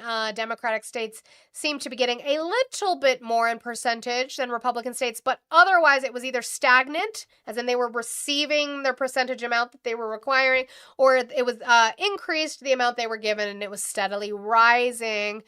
And then all of a sudden, we hit the Trump administration. With the Democratic states, it drops sharply down the FEMA relief that's given, whereas the Republican states, it's still increasing. Now, I can't see a scenario where Democratic states just suddenly didn't need these FEMA funds and Republican states needed them more. I don't see that happening. So what's going on? Cap said Biden gave it to undocumented illegal immigrants instead for the festival. No, what you were talking about is FEMA has a separate bucket, a separate division. Let's say, actually, I have a bowl. This is the bucket for disaster relief. This is that bucket. Okay? I wish I had another one. This is a different bucket. Here, let's do this one because it's bigger, because that's going to be a bigger budget. This is the budget for FEMA relief, for disaster relief. This is a different bucket used for relief and immigration. Not the same. What happened is actually this bucket started running low because of the amount of natural disasters we had, because of things like climate change that you guys deny. And Mike Johnson refused. You can look this up. There are articles about it.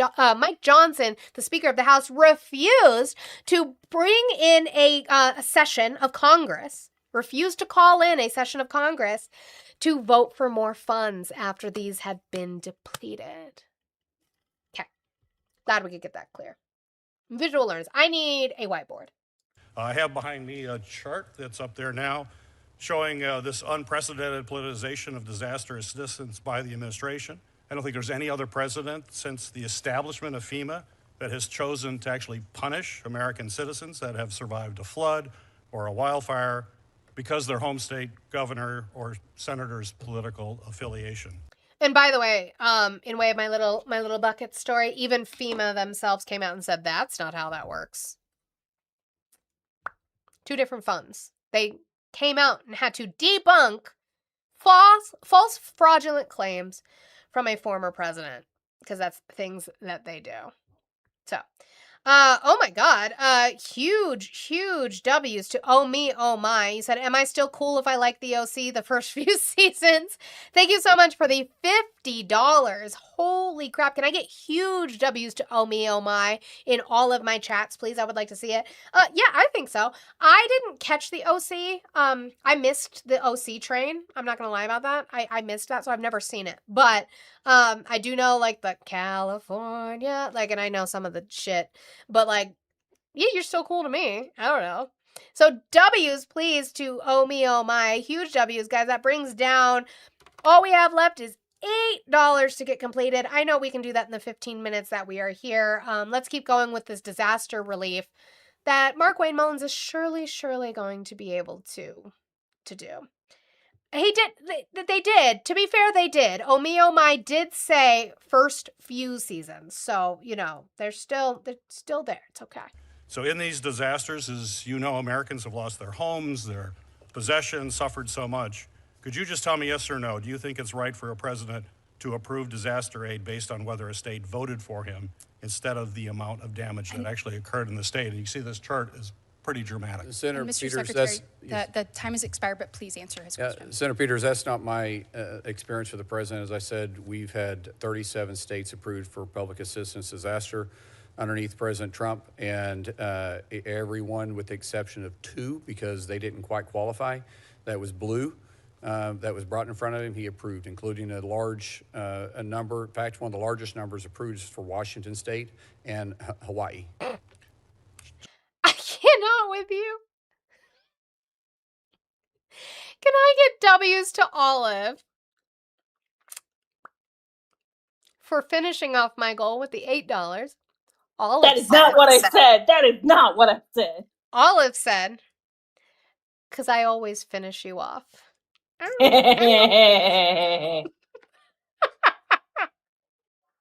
So W's to Olive for finishing me off today. I love that for me. Clip it, Eli! Oh, God damn it! Why do I open my mouth and say things? Why? Why do I say things? Why? Why did I do that? I am hot. That's probably why. That's probably why. I am hot. Oh, here you go. Yeah! I just got hard. You ready for round 2? Yeah. Yeah. So thank you. God. Pixar It Didn't Happen is crazy, Gigi. Links in bio. If yeah, you that's a want different to know. website. That's links in bio. That's a different website. So here we are again with Markwayne Mullins saying this has not been his experience with it. Just briefly, I mean, this chart, I think, speaks volumes. So I would like to have further discussion with you at an appropriate time, because what we're seeing, I don't think I know you. I would think that you would be appalled by some of this as well. And I'd like to have that discussion. Senator, I agree with that. And look, you and I don't agree on every issue. I do agree that it shouldn't be politicized. I will tell you my experience with the president as I sat down in front of him. Oh, God. It's one of my favorite subjects, actually, but it's really annoying because you guys don't read anything. Zunko Fried. Zunko Fried, you said Newsom was a main backer of the new law that would send anyone finding out about fraud to court. Huge shame to democracy. What's the law called? What's the title? Have you read it? We read it on this stream. Did you read it? I'll find it, BRB. I know what it is by heart. AB 2624. Read it. What does it say? Last time I sat down in front of him last Friday, he had 15. They're red and blue states, including tribes. He approved 100% of them. I didn't have, no, we went through, talked through it. My last time to sit down in front of him, he actually denied 2, and 1 was red and 1 was blue. And there was reasons because they didn't quite meet the threshold, and we were having to try to get there. So my experience since I've been in office for 2 months hasn't been that. Okay, well, I'll look forward to following further. Then how come it fell so sharply? Hasn't been your experience yet. Not that you would tell us if it was, because you don't care about that. So Mullins gets asked about bystanders and their right to film per the First Amendment. The First Amendment allows us to film police officers. or police officers and federal officers. And so this is his response to that. What can we do?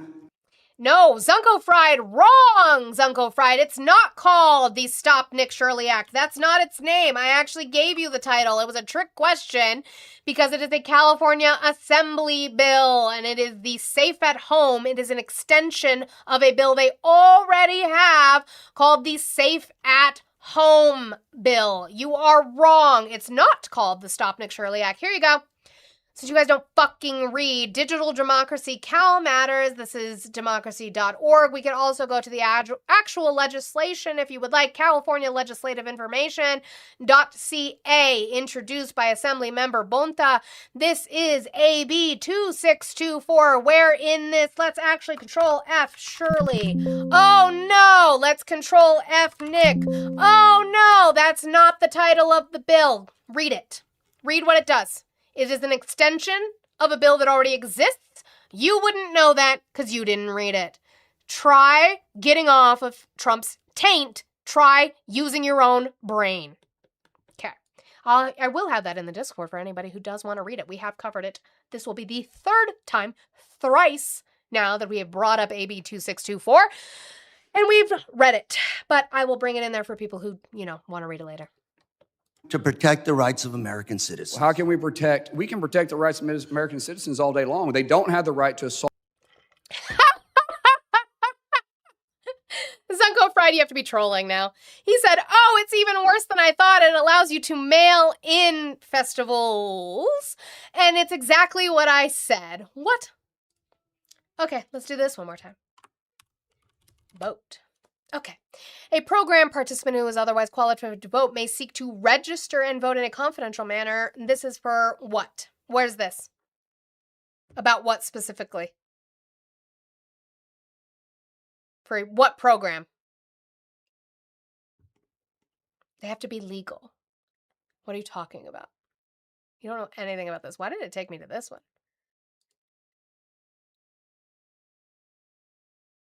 Vote majority, that's going to be the House. What are you talking about?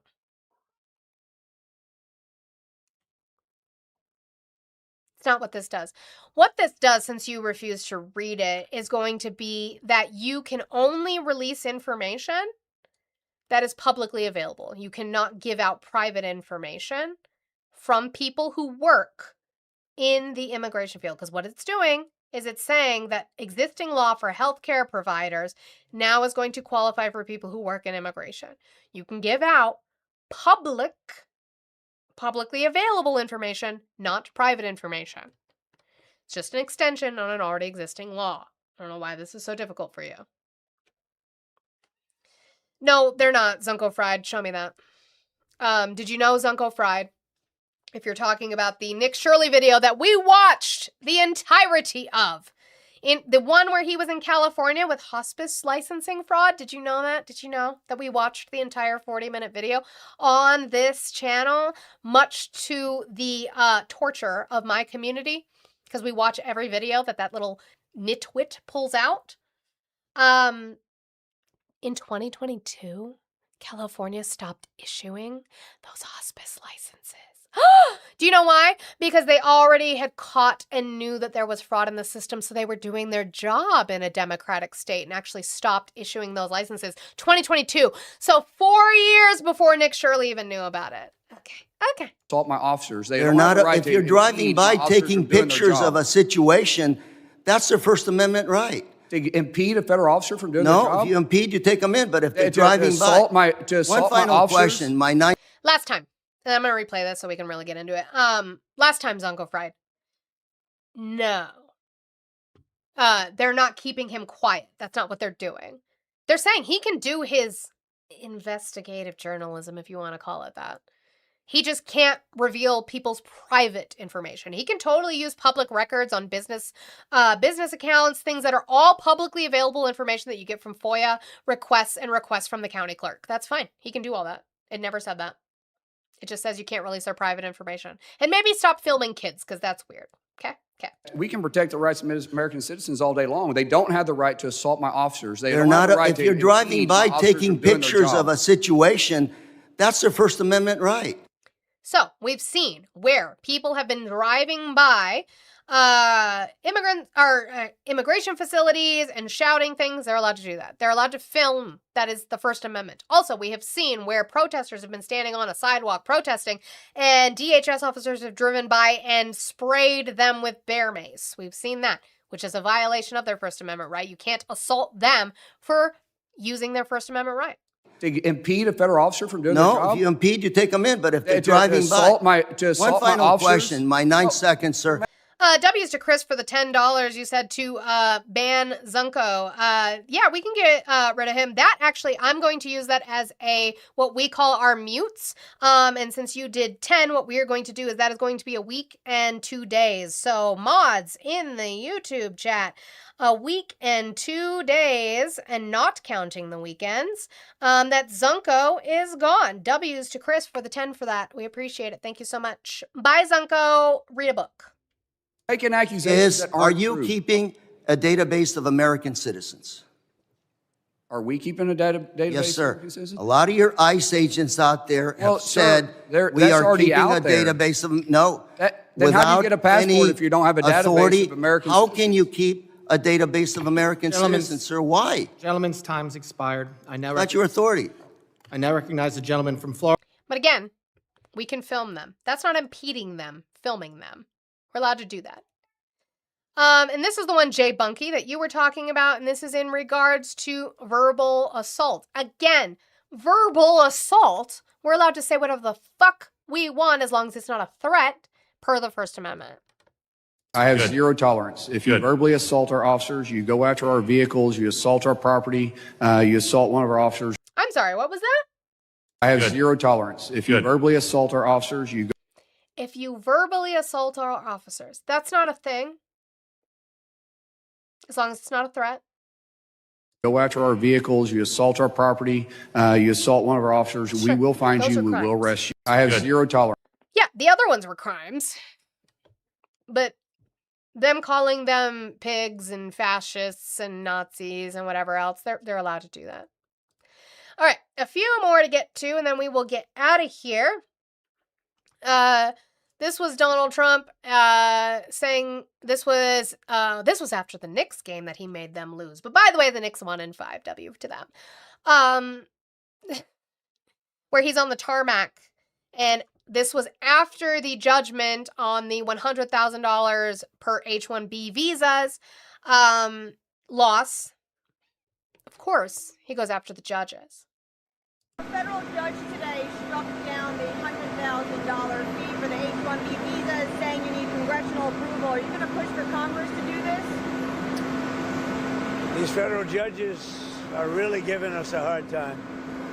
It's really crazy what's going on with the Or maybe you're just breaking the law. court system. They are giving us a very, very hard time, and they shouldn't be doing it. They're hurting our country very badly. Thank you very much, everyone. How? By forcing you to follow the law, how are they hurting our country? Why do you guys hate the Constitution so much? Everybody, thank you. Oh, did you see any players? See any players? Why do you guys hate the Constitution so much? Why do you hate the country so much? And then, let's see, that one. So speaking of festivals, TikTok, I'm so sorry. I'm going to mute this for you, and I apologize. But they're talking about festivals and my account. We're not doing that. So you will hear it on YouTube and Twitch, though. He's being asked about festivals and how the Heritage Foundation only has 25 accounts of fraudulent festivals. And he does what you all do, which is like, it's too many, and we'll talk about it. I mean, the Heritage Foundation has documented a total of 25 instances of prosecution for voter fraud where citizenship was an issue. Just 25. I mean, has this ever actually affected an American election? 25 is 25 too many. It's kind of like one illegal death, one individual that dies from the hands of an illegal is one too many. It's all preventable. I know, Whitney. One person There's a reason voting you guys can do illegally this. is one too many. We shouldn't have to worry about even one. What we're saying is let's have the most secure and most trusted elections in American history coming up in the midterms. And one But thing you that we agree should it's all not, agree it doesn't to- happen very much. No, I'm not saying it doesn't happen very much or not. We've looked at, I mean, if you start looking and scrubbing at some of these rolls, we see thousands of individuals that are registered to vote, and that has had mail-out ballots to them that are passed away. We see incidences where we're having 20, 30 ballots But those being people mailed who to the have same passed away, they may address. have received a ballot. That doesn't mean that they're able to send it back. Well, it doesn't mean that it's not being used either. Where's the proof of that? Where's the proof that it's being used simply because it was mailed out?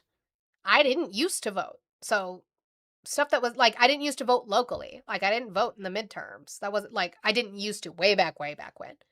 So even though one would get mailed out to me, it would end up in the trash because I didn't use it.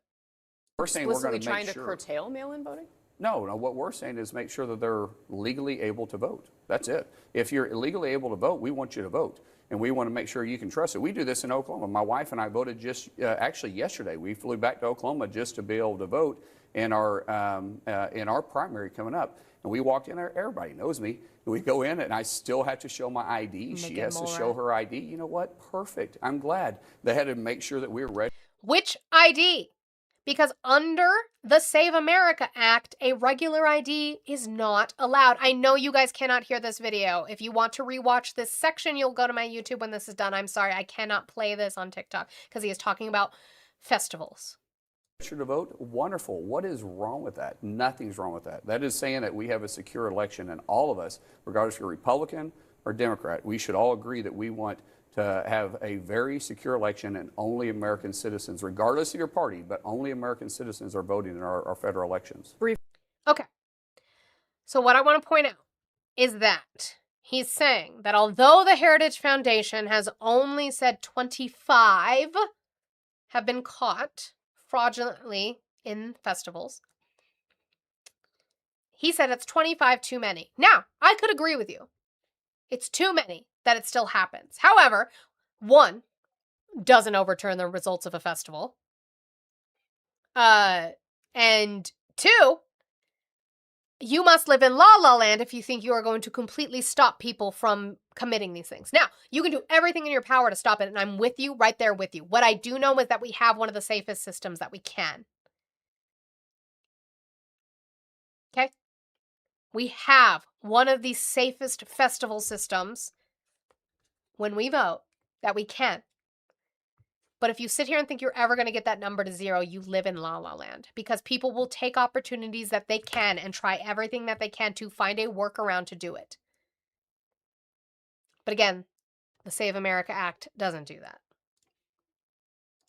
Unless you're Elon, yeah. Okay, last one.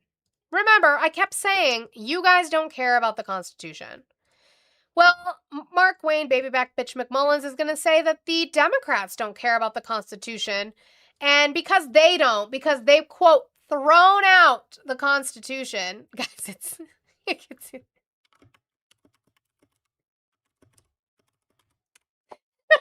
you guys are cracking me up in the chat. Trying to figure out the code. Since he's saying, since Democrats have thrown out the Constitution, let's us throw out the Constitution.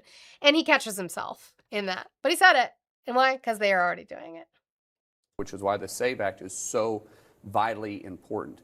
What we want to make sure is that every vote actually counts, that we're not No, you don't. Or you get rid of the Electoral College. So having games like you might see in sanctuary cities. I'm not saying they are, I'm just saying, but why wouldn't we want to make sure that it's safe? People say that the Democrats always want to throw out the Constitution all the time. Well, great, let's throw out the Constitution. Where have the Democrats proposed to throw out the Constitution? Can you guys give me an example, please? It's very clear that, not throw it out, but throw it out as an argument. But sorry, I'm glad you had that look on your face. Oh, what happened? It's very clear. Oh, wait, I got to hear him say it again. People say that the Democrats always want to throw out the Constitution all the time. Well, great, let's throw out the Constitution. What? What? It's very clear that, not throw it out, but throw it out as an argument. But sorry, okay. I'm glad you had that look on your face. That did make me raise an eyebrow. I know. Yes. I meant throw out the Constitution as an excuse. What? throw out the Constitution as an excuse. The Constitution is not an excuse. It is the piece of paper that defines our government. So what are we talking about? Is say that if we're going to actually live up to the Constitution, which is what we all swore to uphold, then one thing that is vital that we can't argue about is to not create a poll tax. That's what he's going to say, right? the only people that should be voting in federal elections are true American citizens. Oh, okay. We already do that. That is clear. And so what the president is doing and what we're wanting to do is make sure that those individuals are the only ones voting. Oh, we do that already.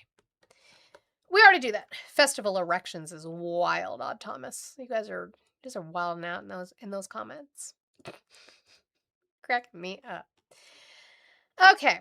So, the news will keep newsing and we will keep up on that as best we can, but eventually I would like to get to, we did not finish, I had like 3 clips that we didn't finish from Rubio that just didn't have to do with Iran, but things like the boats, asking about Trump's increase in wealth and Jared Kushner's increase in wealth and seeing his response to that. We have to get to Brooke Rollins and Snap. Brooke Rollins unfortunately does a lot of What about Biden? It's really fun to listen to. Screwworm, things that are going on within that. We have with Brooke Rollins. I have Chris Wright talking about solar. It's a great conversation. He really gets got at, too, by a representative by the name of Sykes. And it was a really, really great interview, so we hope to get to that. And I have a few things on Republican simps as well. Some fraud, weights, and abuse. If you guys have not heard about Eric Trump supposedly trying to bet on a rigged UFC vote, that's really interesting stuff coming out. So we hope to get into that this week as well. But I did want to play this one thing. Mia was on for 9.5 hours trying to watch them take the name of Trump off of the Kennedy Center. They covered it with a tarp, so we couldn't see them do it, and now it is still covered with tarp. They've just cut out the door frame so people can get in and out, because he's a big baby who cannot accept that his name is no longer on there. So, this was during the situation. There was constant filings for stays that were denied, except for the one extension that was given to finish for 12 hours, whatever. We did have a good time during that time. We were just tired. Stayed up way too late that night. And we ended it with the Prince halftime show, so it was fine. This is Scott Jennings, and he was being asked about the fact that the courts had ruled his name comes off. No ifs, ands, or buts. It's over. His name comes off. And again, in the same vein of throwing out the Constitution, Republicans be Republicaning. I mean, is the entire government supposed to be working to make this one man feel good about himself? Well, are we upset that the President of the United States took an interest in the Kennedy Center, took an interest in a building? A lot of people are upset about that, yes. But why? Why would they be upset about it? Now, I'll answer my own question, because they've never been able to stand the fact that Donald Trump won the White House the first time, and especially the second time. I have an alternative explanation. Sure, people don't like that he won the White House, but how about the fact that he illegally added his name to something that Congress has to decide? Congress named it. Lyndon B. Johnson signed off on Congress naming it. Again, if Donald Trump won this mandate that you guys say he won, he has a Republican majority in Congress. Why could they not pass it themselves to put his name on there? Why? Why couldn't they do it the right way? As you guys like to say. Why couldn't they do it the right way? Oh, could it be because it's not popular and they don't even have the votes for it? Could it be that? Maybe. They don't want him to be able to exercise any power, Congress large or small. established the Kennedy Center as a memorial for John F. Kennedy, and that it is illegal. Yeah, also, Odd Thomas, good point. You said, like, MAGA when he lost? Weird. Yeah. See, I know that Scott Jennings is saying because we just can't accept that he won. We didn't storm the Capitol.